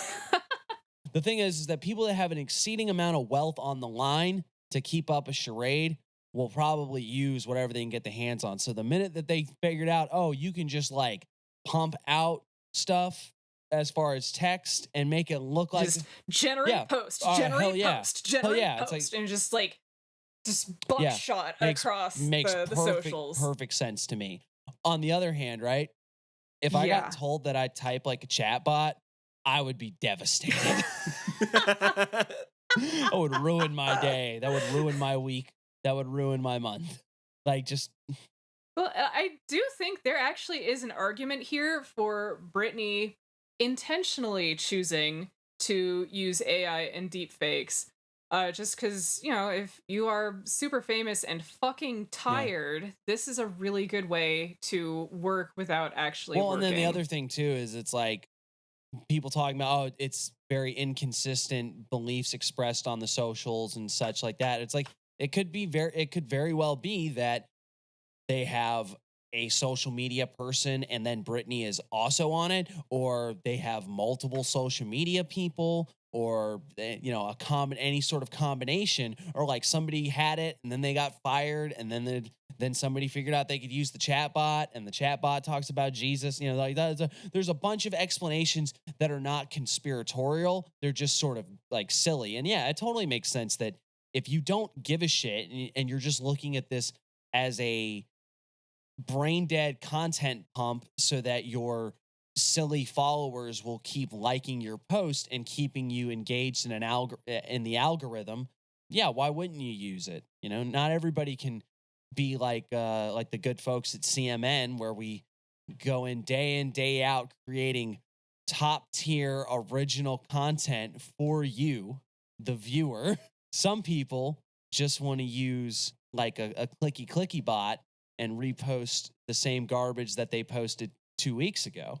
Well, and to be fair, Britney does sometimes appear to be posting things from months before, but I'm not sure people are aware they're doing that. Or if they are, they don't realize how many people are watching and going, proof of conspiracy! Or me. Well, there is one other possibility too, is that, and this is something you always got to think about, you could make the hypothesis that Britney Spears or Spears people or Spears family are aware that this is going on, and now they are intentionally playing into it because it generates interaction and it keeps the hype going and it gets people talking and keeps eyes on Britney. That honestly would not surprise me. There's some from a purely personal standpoint, there's just some oddness around her social media account. Like, it definitely looks like there probably are multiple people at the wheel, and they do not actually know how to handle social media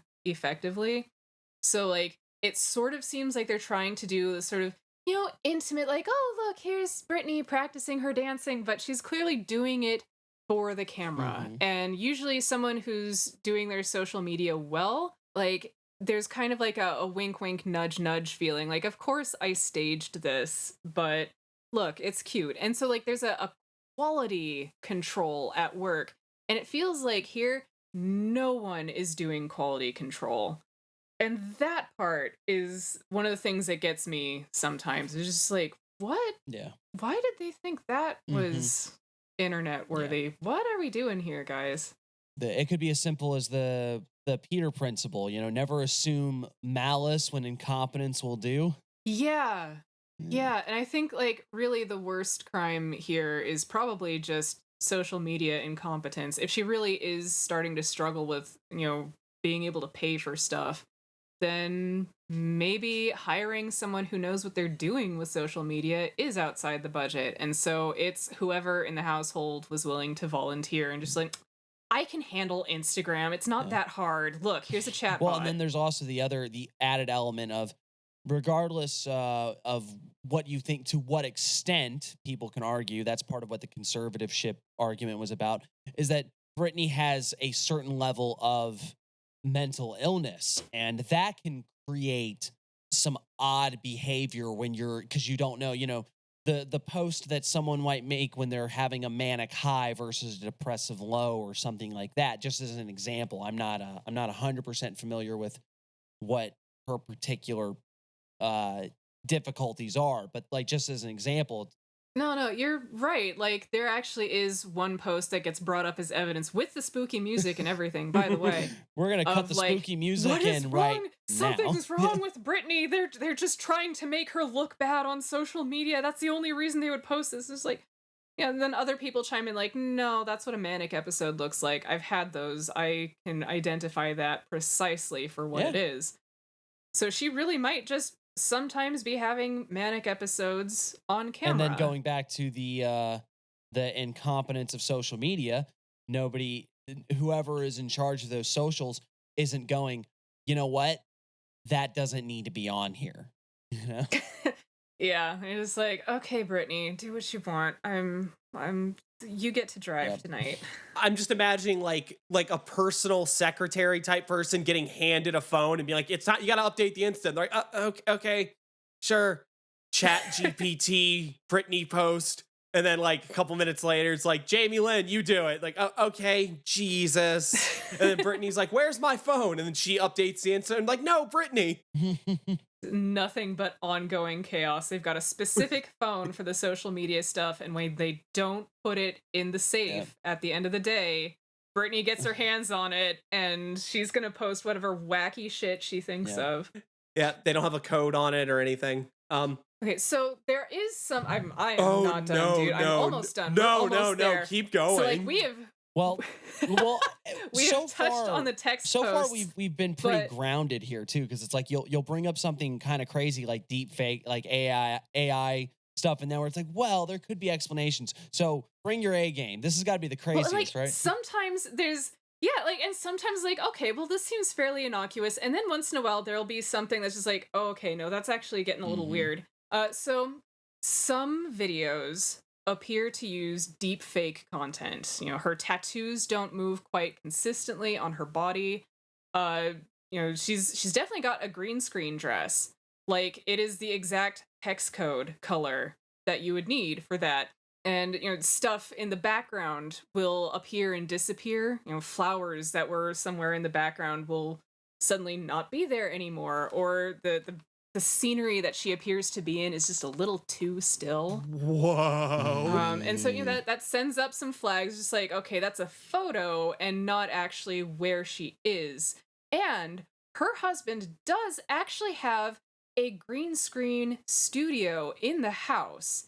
And he uses EverCoast Mavericks software, which is the company that specializes in volumetric recording and hologram generating. So they can make it look, they can, document your movements and make it look like you are standing somewhere you are very definitely not. There's even a clip of him demonstrating that he's made a little digital doll of himself that he can make to move that in a way that looks like him. So they have the tech right there in the fucking house. Like, it's actually not that much of a leap to think that they are using deepfake tech to make it look like Britney is dancing in whatever room or backyard they feel like generating her into. And allegedly, her dad at some point had some kind of motion capture rights and, like basically digital rights to her image.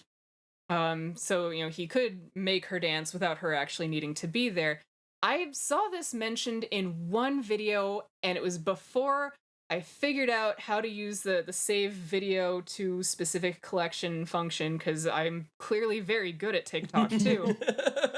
So cannot find this video again, but it had a screenshot of an article, and good luck trying to Google for this. Well, I can say that hearing that actually got a little bit of chills. Now maybe it's because it's like 2:30 in the morning where I'm at, and I've said this before actually, is that especially when I was younger, I had to be very careful about reading too deep into conspiracy stuff, because I think just by the sheer volume of, like, I would start looking at it going, oh, this is funny and this is entertaining or whatever. And then by the end of it, I'd have moments where it's like, wait, is NASA lying? Is the Earth flat? And then I'd have to actually stop and like so maybe it's just some of that coming back, but like I'm feeling a little oogie right now, where it's like, oh man, maybe they. Yeah, and so this is exactly why this rabbit hole is such a fucking problem for me, is because like, this is not just like, oh yeah, weirdos on the internet. It's like, oh shit, the weirdos on the internet might actually have a point. And it might not be nefarious. Like, I can also see why she might be very tired and doesn't want to perform anymore. There are articles that are titled, Britney declares she does not want to perform anymore. She does not see herself performing ever again. That's from, I believe, September of last year. But then it's going to turn into like, Britney Spears exists as like a deep fake amalgamation that gets projected on screens, and fake videos get generated around. And then we have the exact opposite of like those Japanese, what do you call them? It's like Hasane Miku is one of them, whatever they're called. What's the word? Oh, at the digital idols? Vocaloid? Well, yeah, I guess Vocaloid, but like those digital pop idol thing, we got the reverse, where this was somebody who was real at some point, and now nobody even knows where she is. Like, she could be just in the basement. Who knows? They got her locked up like one of the one thing, I was holding my tongue on it because I felt kind of bad about saying it, but like, maybe it's as simple as like Britney just stopped giving a fuck and like just let herself go, and now they got like the green screen Spanx fucking suit, just so like, and that's why her tattoos are all fucked up. Where I thought you were gonna go at all. Like, I feel bad for it. Like, I don't want to say that, but like maybe it was like Britney's like, oh, I'm definitely not gonna perform if I just eat Haagen-Dazs every fucking meal. They're not gonna let me go out on stage and like. How do we fix this? Get the green screen Spanx. I thought this was going to be like, I was biting my tongue, but y'all are both idiots. This is the dumbest thing but no, maybe you make a good point. Maybe there could be all kinds. Like I said, it could be the exhaustion. It could be the overall unwillingness to perform like that, or to keep up with these things. And everybody, and it could even be the level of mental illness that makes it hard to happen. But it's that thing of like, just because Britney doesn't want to do it doesn't mean it's going to stop, because everybody's got their meal ticket attached to her. Yeah, basically. And it does sound like that was part of this process at some point. Again, cannot find the video again. For all I know, somebody deep faked all of that. I can see that being very likely. especially, Hollywood, of course, that's where they're pitching this, digital clone technology really heavily, and they've been doing it for several years. I'm going to carry on just because there's a further point here to bring up. See, a lot of the parasocializers have brought up questionable evidence of her being shopped into photos, and then sometimes some stuff where she's very obviously been shopped into photos. Like there's one that's floating around where she's just towering over Madonna, but the two of them are actually pretty close in height. Interesting. Some of the photos from around the wedding also. There's another one where she and Madonna are hugging, and then they're leaning in for like a fake kiss. But this one person was pointing out, but just like, look, Britney's re-wearing this outfit from last Christmas. And if you look right here, it almost looks like maybe someone photoshopped out the necklace that she was wearing. And the line on this finger is weird, and there's this weird wobble here. And just like the level of detail that this person is going into to examine these photos for the possibility that it's just a really good Photoshop. Like, maybe. Yeah. And then other times, like, yeah, definitely. There have been a few times where Britney has reworn outfits, or it's either basically the same outfit, or like just a couple things are swapped out, or it is the same outfit, and they're just like, this is evidence. Like, well, maybe she just wore the same outfit. You don't throw away, like, it's really hard to prove that. Celebrities burn their clothes as soon as they're done with them. They never wear an outfit more than once. As soon as they've been seen in public in it, they cannot wear it again, unless you're Dan Radcliffe, in which case you wear the exact same outfit every day for a month, so the paparazzi has to take off. I remember that. She has used body doubles before. Oh shit. And there's this one woman named Pavia Valsa. I'm not sure if that's a username or if that's actually her name. She's a Britney impersonator, and she moves a lot like Britney does in some of her more recent videos. So not much of a leap to think maybe this is one of the people that they've been using to body double in these videos to map Britney onto someone. Oh yeah, like that. Did you guys see the Tom Cruise impersonator guy that used the stuff to like make it replace his face with Tom Cruise essentially? I haven't heard of that one, but there is Unreal Keanu and Unreal Robert Pattinson. And, like, Pattinson's friends even messaged him, like, dude, why the fuck are you doing these dork-ass dances? And he's like, that's not me. It's a deep fake. His own friends can't tell the difference. Wow. And it's, like, for him, this is real fucking weird.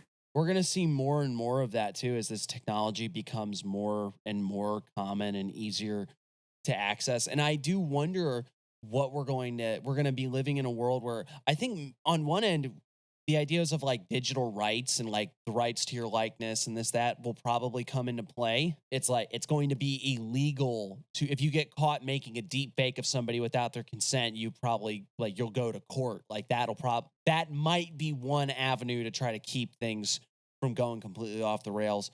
But at the same time, it's going to be very hard to manage as it gets more and more likely. And you will probably see cases of celebrities who their entire social media is created by a bunch of guys that have access to the deep fakes to make videos, and then access to like they run like 10 years of your social media posts through a machine, and now they can just make social media posts for you, and now you can focus on going to the Dairy Queen. Precisely. Just like outsource absolutely everything about your social media presence, so you don't even know who you are unless you're following yourself on social media. That's the thing, it'll also be the thing of like, no one is who they are. No one is actually the person they present on social media anyway, so who cares? Well, no, but then think about, because we're already talking about the entertainment industry, like how long till it turns into like, oh yeah, I'm not an actor, I'm just a media model. They just put me in movies and they get someone else to do my voice, or the AI does my voice, and all I do is collect the check and walk around. Well, it'll be even worse than that. It'll be the Vocaloid type thing where, no, we've created this person from an amalgamation of all sorts of voices and pictures and AI generated whatever. And this is not a real person, but they're in your movie. And now you just have to pay for a licensing. I keep having flashbacks to two anime in particular, which are kind of relevant to some of what we've been discussing. One of them is Neon Genesis Satoshi Evangelion. Kon's Perfect Blue. What? Oh, no. Blessedly, no. I'm not going to be that weak tonight. What was it called? Satoshi Kon's Perfect Blue, which is, the pop idol. She, in this case, she's about to go solo and she's building up her career. And her social media posts start going up without her posting it. Oh, I know this and one. It's a deep nerd who is basically creating a version of her that he believes is real. And of course, it's Satoshi Kon, so the whole fucking thing's a trip. And then there's Key the Metal Idol, which was an anime plus OVA from back in the early to mid 90s. And that one is, instead of, deepfake technology, we have very convincing robot technology.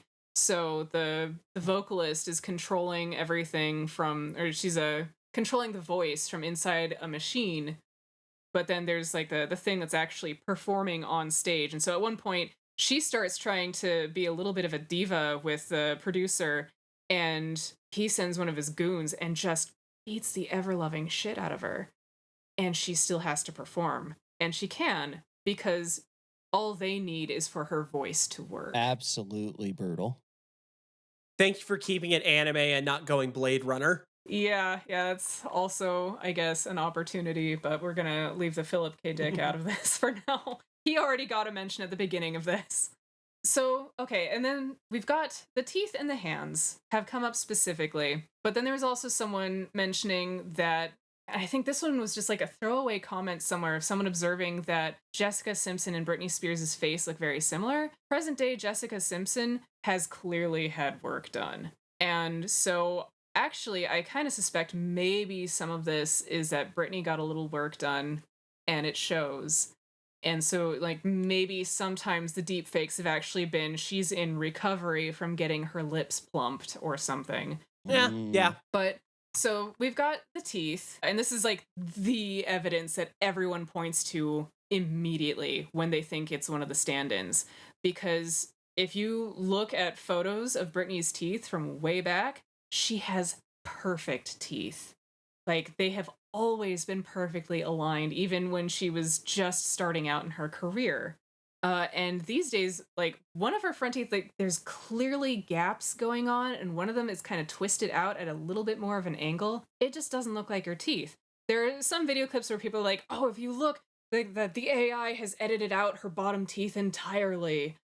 And you can tell this one's a fake because her mouth makes this exact movement, and like they clip faces from one thing into another thing and overlay it, and it's the exact same face. But like, to me, that one personally doesn't stand up, because I have those gay guy friends who make the exact same smile in every photo. So like, it's probably not specific to gay men, but it is definitely gay men that I noticed this with. It's that wide smile, and the top teeth are very visible, and the eyes are very big and bright, and they look like they're at Disneyland and super hyped about it. And that's in every photo. If they have an opportunity to pose for the camera, that is their default face. So, it would not surprise me if someone who has rehearsed their body movements a whole lot has a default face they make when they're performing. It is worth noting that the way she dances in front of the camera at home is nothing like how she dances on stage. And that is one of the things people also point to, is just something about this doesn't look right. And this is why people think it's a deep fake. She doesn't move like Britney. And there are a couple workout videos, actually, that people have pointed to where they're like, you look at Britney in this one, and you look at Britney in this one, and you wouldn't think these are the same people. But I think, actually, maybe possibly, if you've put someone on enough lithium, the way they move might change. Yeah, no, that's a fact. I think what this comes down to is that there are some fantastical and downright sinister implications of a lot of this. And then a lot of the more rational explanations are just kind of sad. Yeah. And this kind of brings me, I'll mention the hands real quick. Someone has observed 6 that fingers. in some videos, it doesn't look like Britney's hands, but it does look like Jamie Lynn's. Oh. So maybe sometimes Jamie Lynn is standing in as her sister, and they're just projecting Britney's face onto her. However, the final points here, Britney is 41, and age will change a person, and maybe that means that her teeth are shifting in her mouth. Maybe she's, I don't know, got gum disease Maybe or something, she took a and couple it's shots to causing the physical face, changes you know? there. Well, yeah, and like that's one of the horrific thoughts. Like maybe she got in a fight with somebody, and that was the best they could do in putting that tooth Yeah, I hate back. to say it. I mean, they're like, it sucks, but it's hardly the end of the world, you know. And it's something that Yeah, it's something that can happen, you know. yeah. And as we've discussed, she was pretty fucking heavily medicated, and so that might have had some Yeah, consequences. could have been that. Could have been a lot of different stuff. Could have happened when she went away to camp. Yeah, and then just besides that, there's the fact that she is supposedly bipolar. I believe that's what the assessment has been. So some of what we see on social media might just be part of her having an episode. But like one of the most unsettling things going through this is like as I was watching these videos, as I was reading these people or listening to these people talking about just like, look at this, this is the evidence right here that something is wrong. It's just like you find yourself scrutinizing a 41-year-old woman's body and comparing it to when she was 16, 22, different ages of her Right. life, and just like having to step back and recognize she's changing with time and that's okay. Like, no, she doesn't look like she did when she was a teenager. Some of that probably is that she's gotten a little bit of work done. Right. Right. There are some tells. But some of it is just like, you do change as you age, and she has been through some shit. And that's going to take a toll on your physical appearance, Mhm. too. And I think on a weird way, like, because there is that thing of like I was talking about where you get down the rabbit hole and in a weird, the power of suggestion sort of way, I'm sure there's a certain level that you start seeing what people are describing. And you can probably check yourself and be like, all right, this is still very much a stretch, but at least I can see what they're pointing at of like, this is what the issue is. But in a weird way, I think that the besides the whole deep fake and the weird conservatorship stuff and like what her family may or may not be doing, the weirdos that are gathering around this conspiracy and pointing out like, look at the hands, look at the teeth, look at her posture and how she's moving. These people that sort of hyper fixated scrutiny and then combined with like that sort of conspiratorial thinking and groupthink in a way is even creepier. Yeah. With this one, it's somebody who is a kind of a hyper celebrity, but imagine it could literally, that kind of mentality could pop up around so many different people and so many different things, and it's a little unnerving. It really is. And I think, a lot of it contributes to how insulated she is now, too. Like, they kind of have to keep her away from it because no one's got the time to sit and scrutinize whether or not this is healthy for her. Yeah. So someone has to make judgment calls, and it means that she does end up being very removed from everything. And that only makes a person weirder. So, like, no matter how much of a normal person is in there, normal being a very relative term, like, who knows? Who knows? She's kept very much in her own little bubble. And it's also worth noting that she has not been in control of her life basically ever. Like, she went from being on the Disney Channel as a kid to a massive pop star and then a Lifetime original movie of an actual life. And now she's on Sci-Fi. And it's a lot. It's a lot. There's a lot going on here. In the same way that I was talking about Trump earlier, of like, Trump has no idea what the average schmuck lives like. It's like Britney has never had that opportunity either. Her entire world has always been this sort of insanity where she hasn't ever really had her hands completely on the wheel. And that's kind of that again, that it sucks that if you're going fantastical, this looks very sinister. And if you're looking rationally, it's just really sad. It just really sucks. She's, 40 something years old, but in a lot of ways, her behavior reminds me very strongly of, a 20 something, someone probably in their early 20s. Like, how long has it been since she had any sort of control of her life? And she hasn't had any time to herself to grow as a person and to mature as a person. So, like, think of who you were when you were 19, 20 years old, and imagine being that person but piloting a 40-year-old body. No, you can't make me think of that. Oh, my joints would ache. Just made everybody uncomfortable. Just like, I think there's a lot of good reasons for her to seem kind of erratic. I think there's also enough evidence to suggest it's not always her. Yeah, just like how Britney herself has never been in sort of a position to run her own life, never been outside of this kind of insulated bubble of celebrity, really, you know, for most of her developed life. Her family and the various people that run her are also people that have like never been or at least haven't been out of that situation in God knows how long, which makes me think that they would probably come up with an idea as crazy as let's deep fake Britney. Because, you know, normal people are going to be like, that's horrifying. I have read the Philip K. Dick novels. I saw Perfect Blue. I'm not doing this. Yeah, that's true. It's cult think too, where just like you get this group of people around each other who are very insulated from the rest of the world around them. They're going to start to go to extremes that no one's checking them on. And it's going to get weird. And then you add the motivation of there is a lot of money on the line. Yeah, and money definitely brings out the best in people. Oh, all the time. All the time. Gut feeling here.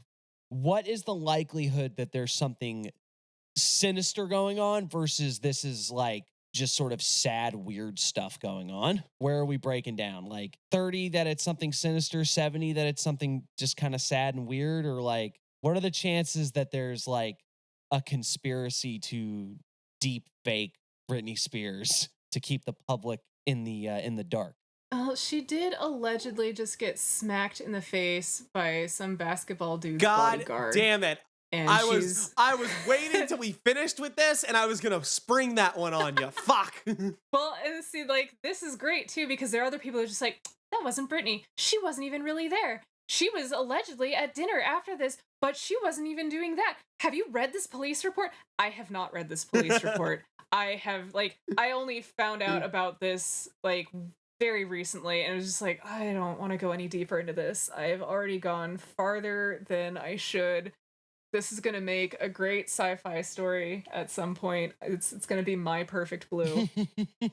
I haven't looked further other than to see that, you know, Britney has spoken about it, but she's like, there seems to be a little bit of a double speak on what's happening with the story, because there's like a version posted as a screenshot, and then there's a version that's like underneath, I think, a separate photo, and then there's like the video recording of the moment that it happens, and it's just, she goes up to the basketball player and she reaches out and she touches the back of his shirt, and you see the guy next to him, he doesn't even turn and look, he just reaches back and, like, I'm not even sure it counts as a smack, I think he just sort of shoves her in the face. That's it, really. But apparently that was a body double, or it was... Yeah, and it was a body double, and she was at the Dairy Queen. Hallucination, I don't know.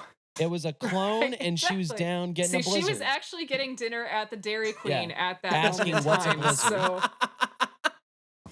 so...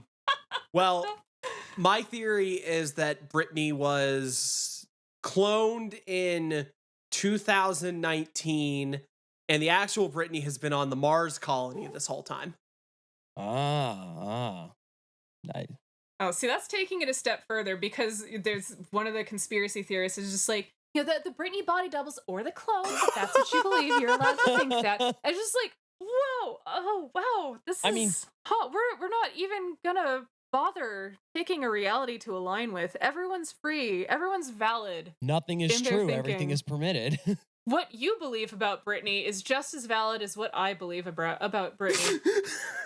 Oh, wow. This is exactly why I should not have been watching all these videos at 3 o'clock in the morning, because you're absolutely right. This is not something that you watch when the sun is this far from you. Like, that's just, you need the light of God on you. Oh. Pray every day. Oh my God.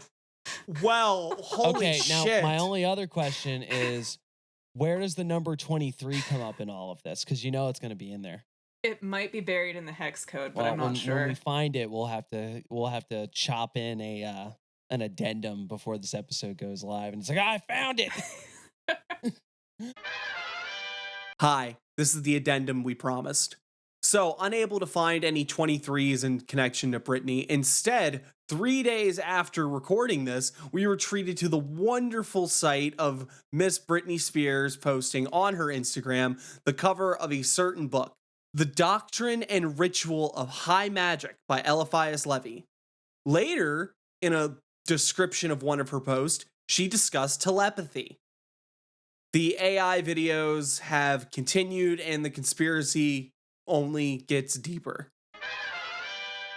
So, okay, explain 23 to me, because I am fairly ignorant. Like, I've seen it floating around. I've seen, I've got all the occult friends on Facebook who are just 23. They're very hyped, and I don't understand why. And at this point, I'm afraid to ask, but I'm asking now here in this intimate podcast. Well, we're glad you asked. Do you want to start? Here, I'll give the shortest version I possibly can. All right, 23 million years ago. Oh God. The Nomu came down from Sirius. No, the 23 phenomena begins, as far as I can tell, with William S. Burroughs, where he was on a ship, like a little ferry boat, with a Captain Clark, who commented that he had been sailing this boat for 23 years without an incident. And then that same day, the ship sank. The same day, Burroughs found a report of a plane that was Flight 23, also captained by a Clark, that had crashed. So Burroughs began making notable parallels with the number 23 in Cities of the Red Night and a couple other works. He mentions the number quite prominently, the virus 23, virus 23B, I believe, but a couple things like stuff like that. And then Robert Anton Wilson picked up on it very notably. He discusses it in Cosmic Trigger, the idea being that the number 23 can be related to a lot of strange things. You have 23 pairs of chromosomes is a very easy one to point to. Off the top of my head, I don't remember. Like, there are some really good ones, but the number 23 showed up very prominently around him, and in a lot of ways, once you become aware of the number 23 as being related to a great many things, you will start seeing it in the same way that if you spend a lot of time thinking about a yellow taxi cab, you're far more likely to notice when a yellow taxi cab comes around. And that's the master who makes the grass green, the idea of this sort of selective focus and meta programming of your reality. That is normally the fallback. But I think anybody who's delved headfirst into this, generally like, well, you understand on a certain level that's what it is, but then weird things start happening and you're like, this is a stretch to say that this is all just selective attention. It gets wrapped into Discordianism with the law of fives, and the law of fives is another one of those things where it's actually very blatant, because the idea is that the number 5 can be related to anything and everything depending on the intelligence and creativity of the person looking for it. And he relates the 23 phenomena because 23, 2, 3, that's a 5. And 5 is the big number of Discordianism. I'm trying to think of other people that have really delved with it, but Arthur Koestler, the Hungarian-born author and journalist. He wrote about it in The Challenge of Chance, a mass experiment in telepathy and its unexpected outcome. He also writes about the phenomena. Interestingly enough, Koestler was granted a permanent residence in the U.S. because he was a member of the Communist Party at the time and big defection, yada, yada, yada. But the bill that was passed to give him permanent residence was on August 23rd. Yeah, and then, and the other thing that I didn't mention because of I said it's in Cosmic Trigger, but one of the notable things is July 23rd, where Robert Anton Wilson performed a ritual to attempt to gain knowledge and conversation of the holy guardian angel, and he became convinced that he was in contact with intelligences that were in or around the dog star Sirius. So the whole Sirius cult that goes through a lot of different cultures and a lot of different places. Our Discord. Yeah, and our Discord, where we are working on we are working on a serious cult. Yeah, we're working on a very serious cult. But the Sirius star gets brought into the 23 Enigma sometimes, but I know there was if I remember correctly, there's like a notable hacker from some part of Western Europe, or Eastern Europe rather, that he went down that rabbit hole of the 23, and they found like a copy of Illuminatus in his stuff. So he probably got it from Wilson, but they find him like basically gets found dead in the woods, covered in gasoline, like that sort of thing. Mysterious circumstances. There is the number 23, which is a Jim Carrey movie, which is just bad. It's one of those that, like, I remember trying to explain the 23 phenomena to a guy I worked with, and he just tried to talk to me about that movie. It's like, I bet you really like that movie. Like, I haven't actually seen it, and then I watched it, and it's just garbage. If anybody likes that movie, there's no accounting for taste. I just think it's really stupid, and it doesn't really do much. It's just like, this number shows up everywhere, and I don't think it goes in. If I don't remember it going into notable details about the actual origins of the 23 phenomena. But that's basically that's the broad strokes. Well, there's a handful of more name dropping we could do here, I guess. If you like, I was just giving John the big Forbes picture. Nash, the mathematician from A Beautiful Mind, if you guys remember that movie. Oh, Ron Howard. Yeah, he was obsessed with the number 23 for interesting reasons, I suppose. Mm-hmm. Psalm 23 in the Bible, that book that Britney loves so much. The Lord is my shepherd, I shall not watch. Yeah, it's the most quoted, pretty much the most quoted psalm of all time. The Book of Psalms itself is the 23rd book in the Douay Rhymes edition of the Bible. Of course, everyone who can do basic math knows that we have 46 chromosomes. So 23 pairs. Mm-hmm. Yep. Yeah. Well, 23andMe, is a very notable genetic testing. And then, we have a lot of the obvious ones too, where people like Throbbing Gristle and the KLF, who are, Discordian influenced people, so it makes sense for them, obviously. Yeah, Burroughs and Discordian influence, so their uses of the 23 are far more intentional. Yeah. But the gorillas also apparently got down on it. Yeah. I'm reading Dog's Body by Diana Wynne Jones, just to tie this back around to the beginning of the conversation. And Sirius has been cast into the body of a dog, like the spirit of the star Sirius. It's been cast into the body of a dog for a crime he didn't commit, and he's on Earth to find the Zoe. And if I have done my math correctly, if you add up the numerical value of the letter of the alphabet for ZOI, I was doing this in my head while the co-host was talking, so I could be wrong, but I'm pretty sure that adds up to 50. So there's our 5. Yeah, there's the 5. Yeah.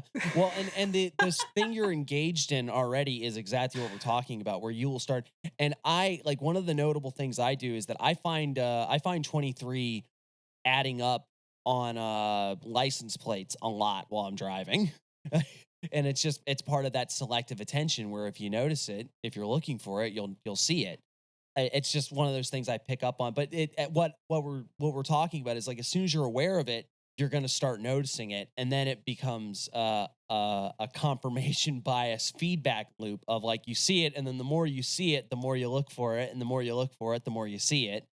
But you'll also, how many times does a coincidence happen before it stops being a coincidence, And I think that's another big element of it, where Wilson always talked about this story where somebody would say, like, hey, I figured out the 23 phenomena.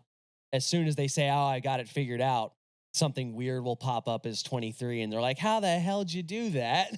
Well, do you I know you don't, Brooke, but you got any good stories about the 23 phenomena? Because I have a couple that I think are kind of funny. Just sort of cute Go little with things. yours, because I know one in particular I was there for, and I think it was the funniest thing in the world. So Okay. Well, one short one was I was explaining the 23 thing to somebody, and I said something to the effect of like, it's like so 23 is kind of like a lucky number for me, or like an important number. And him being like a bro, I don't give a shit, or just sort of like making a joke about it. He's like, yeah, 69's my number. And then I was like, well, that's just 23 times 3, right? And then he's paused for a second. He was like, oh shit, you right.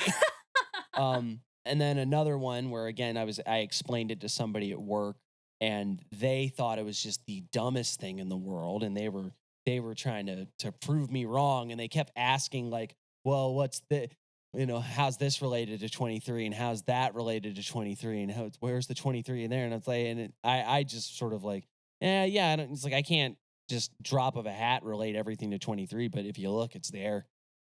That's the whole point. And then he was like, well, what's that? I think we were just like walking. There was a soda can, and he was like, what's that can? And then I see it out of the corner of my eye, and I already know. And I say, well, just go look. And of course, it's a Dr. Pepper can that has a 23 very prominently on the can.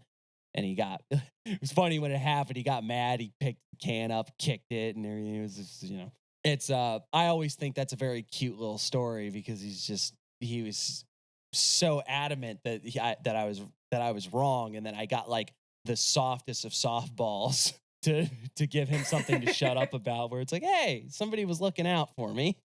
Coincidence collider was working. you know what? I don't have a good one, but I have a great one that I just realized as I looked into the corner of my screen. It's 2023. Oh my god. No, it's the date is 7/9/2023. 7 plus 9 plus 2 plus 0 plus 2 plus 3. It's 23, folks. Oh, nice. Nice. Yep. See, like, it's that's the problem with the 23 phenomena, right? Because once you know about it, then it turns into the game of your brain will figure out how to make it happen. And then once you stop believing in it again, it'll start happening to you. It's incredibly fucked. It's very auspicious. Yeah. Very auspicious. This is going to be a absolute killer episode. I was going to say, if we are talking about the idea of 23 as being at least in part a spirit of Discordianism, the fact that this episode is all over the fucking place is probably a good thing. Another interesting element, because it's so associated with Discordianism, the I Ching hexagram 23 is things fall apart, which is often equated with like the Tower card from the tarot and stuff like that. So that's another 23 that's, sort of loops the whole thing together again. Falling apart. Exactly what's happening to this podcast. And I have a copy of The Invisibles on the wall behind me that is titled 23 Things Fall Apart. And in that issue, you see the crucified frog, which is a totem of Sathagua, which relates back to the frog thing that I've been dealing with, but also relates back to the Sirius and the 23, and everything's connected. There you go. Oh, yeah, no, and then what about the Kenneth Grant 23rd tarot card? That's the frog. Yeah, that also has the frog on it, yeah. And it also has a star because, again, we could just do this all fucking night, but we've gone way too long on the episode already, so. Yeah, it's a lot of, it's fun if you give yourself. So, like, anybody who hasn't heard of it, and Brooke, I'm serious, like, just wait till it plays out in some funny ways and you'll start seeing it and you'll be like, why the fuck did you guys tell me about this? Now I can't get rid of it. I think that's about all there is to say about the 23 phenomena. The best part of it is really to just let the weird shit happen and see where it comes. So anybody who wasn't aware of it, now you are, and we're not sorry. There's always the theory that it's who was it, Colin Wilson, that had the brain parasite thing? The mind parasites. Yeah, the mind parasites. Or I guess William Burroughs sort of. And the mind parasites were referred to as the Sathagwas. just Oh looped yeah, it they back. were, weren't you? Fuck. Yep. Well, yeah, but like just the idea, or like the William Burroughs language is a virus sort of thing. It's one of those things that once you, like you said, once you know about it, it'll just be there, and you got to kind of deal with it. Well, on that note, because we've been going for God knows how long at this point. 2 hours and 40 minutes. Fuck me. Oh my God. I'm so sorry, Brookhouse. Oh God, this has been a blast. Are you kidding? Please. You guys don't even know. They almost dipped on us. Like right when we started, like, hang on, I gotta go do something. And then they just like were like, they're not gonna come back, are they? Nonsense. Yeah. But after endless tangents and AI Britiey and the 23 phenomena and dogs talking and raining from the sky from Sirius, we're in desperate need of our palate cleanser. So, as always, because we have two people, I get to ask more than one person. How goes the work? I mean, I'm kind of still just doing the same thing. Clearly, I'm talking about frogs and Sithogwins and Sirius and all that nonsense. So it's like mostly, it's just that I'm trying to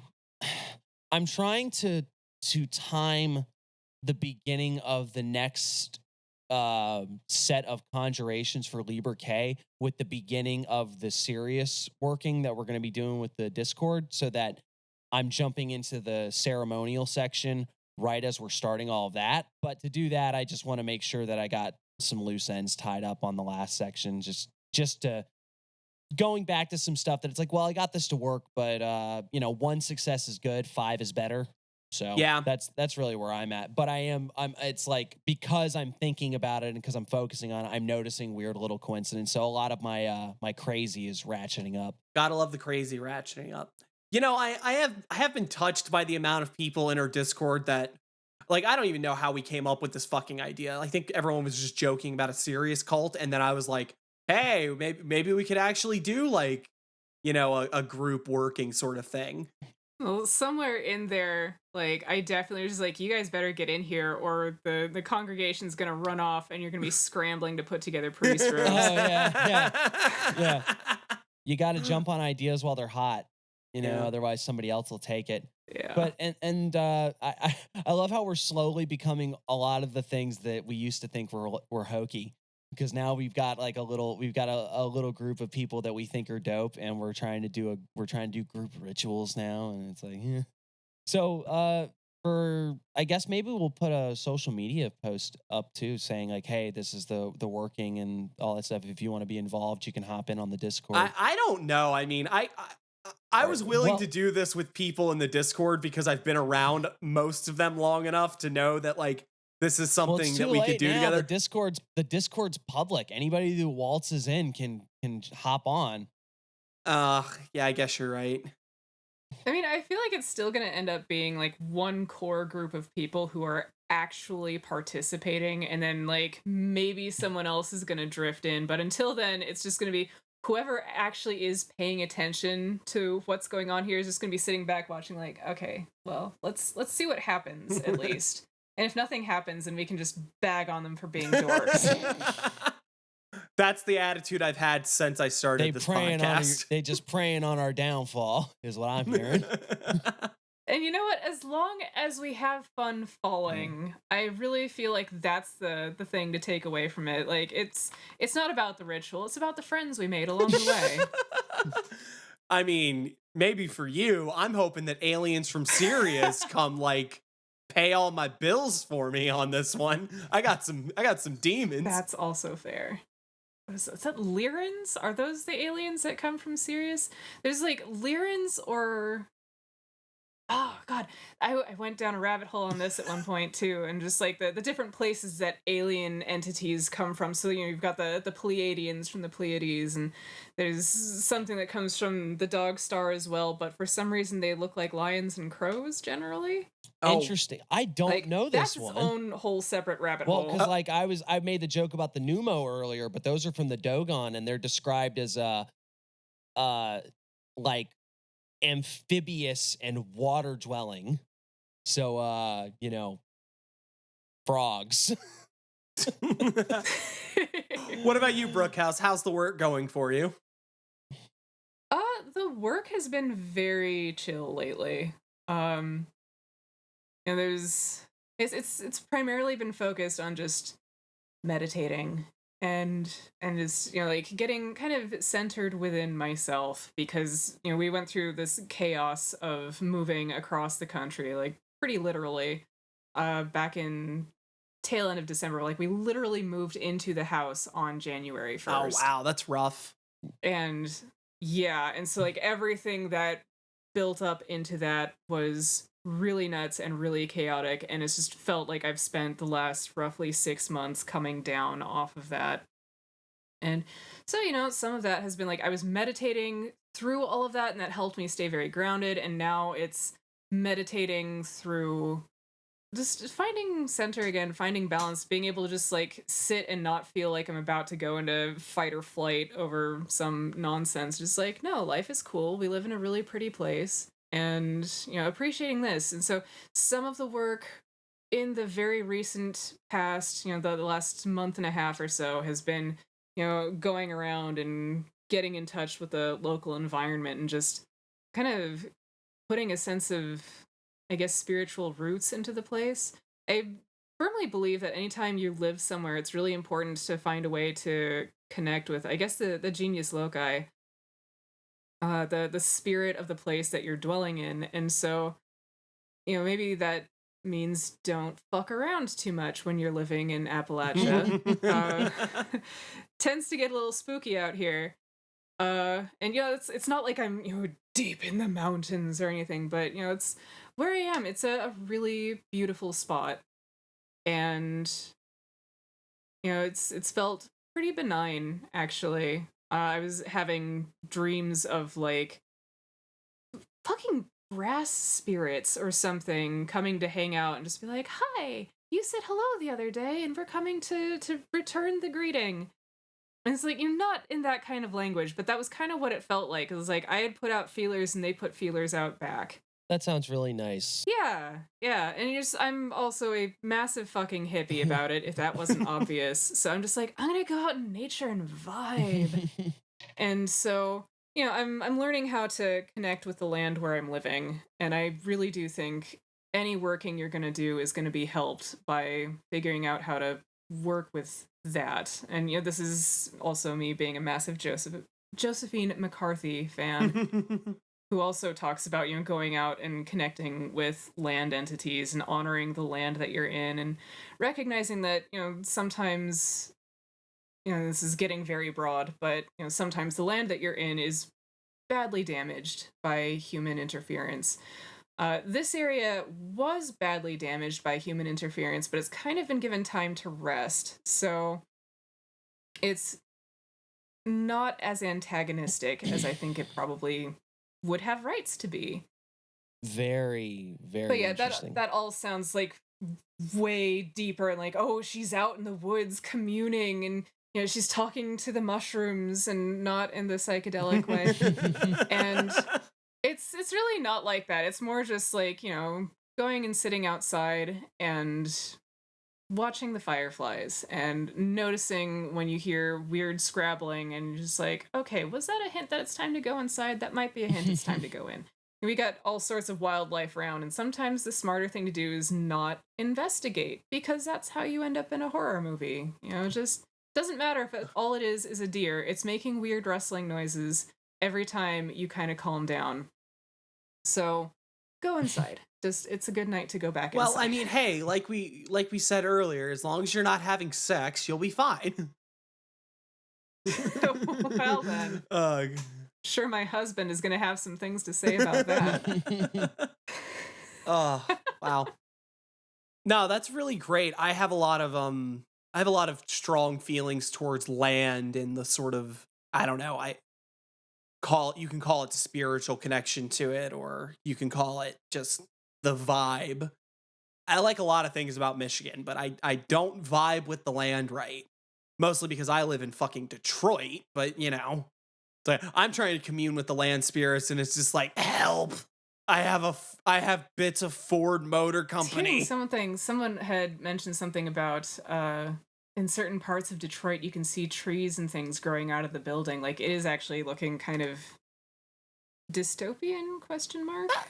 Like, you know, the vision that is always presented in art of like societal collapse and nature reclaiming what mankind has wrought. Well, it is and it isn't, because you see stuff like that, but then you see like right next to it is like a fucking McDonald's and low income housing that is going to be torn down to not make condominiums, because no one's going to buy one right there, but it's going to get torn the fuck down just so the trees don't have somewhere to grow out of, I guess. I don't fucking know. Ugh. Anyway, well, with that, I guess this has been Chaos Magic News.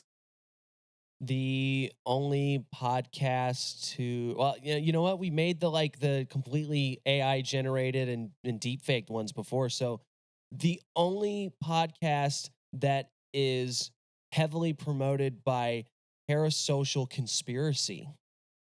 As always, if you see the number 23 anywhere, please hop on our Discord and tell everybody so they don't think we're making this shit up. Report it to the proper authorities. We are the proper authorities. I love that. Can we that's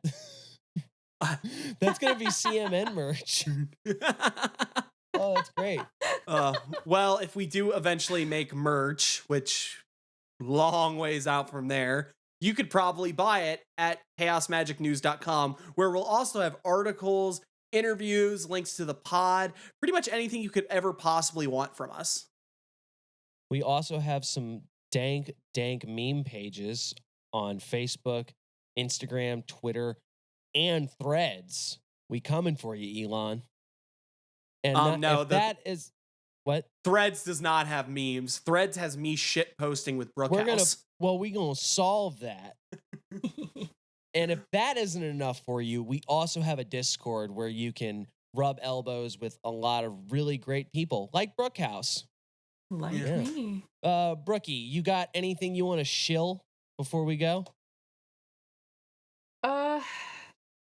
Shilled Chuck Tingle's new book earlier, Camp Damascus. It's coming out July 18th. You should definitely check it out. It's about a conversion camp. Dun dun dun. Ooh. If you don't know, Chuck Tingle is really big on the rainbow flag. So, right. You know, that's relevant to the conversation. What about your what about your blog? See, we mentioned we can get there. I'm going to shill everybody else first, just because everyone else is much cooler than me, because they're, you know, getting shit done, whereas I'm still over here like, Jesus Christ, can I just sit down and write more than 500 words at a time? See, Prismata Magic, we mentioned that one earlier. Probably stuff I could think of. See, there's the book The Gargoyle that I went on a rant about fairly early on. And then, yeah, there is me, wTSBrookehouse.com. I'm on Threads as ts.brookehouse.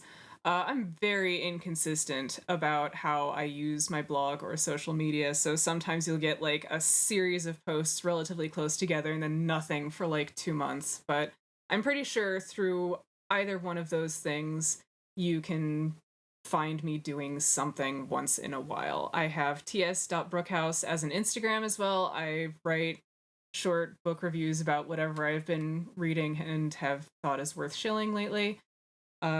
So yeah, that's where to find me. Awesome. Well, thanks for coming on. This was amazing. You're welcome. It was You're going to come back, right? We promise we won't go for like 3 hours again. We'd still have to talk about milking minotaurs. Yeah, so like, even if that does take 3 hours, then by God, we will take 3 hours to milk those fucking minotaurs dry. We've been milking this episode dry as well, so we're experienced. Oh, God. But this has been fantastic, and thank you for coming on. This has been great. You are so welcome. I think that's just about it. So all that's left is Brookhouse, would you like the last word? No. You should have like given me a setup for this one, dude. I have nothing to say.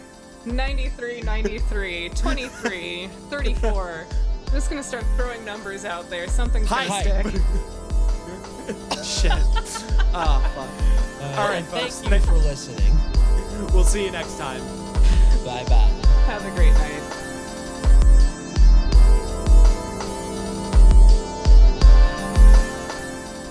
All right, is everybody ready?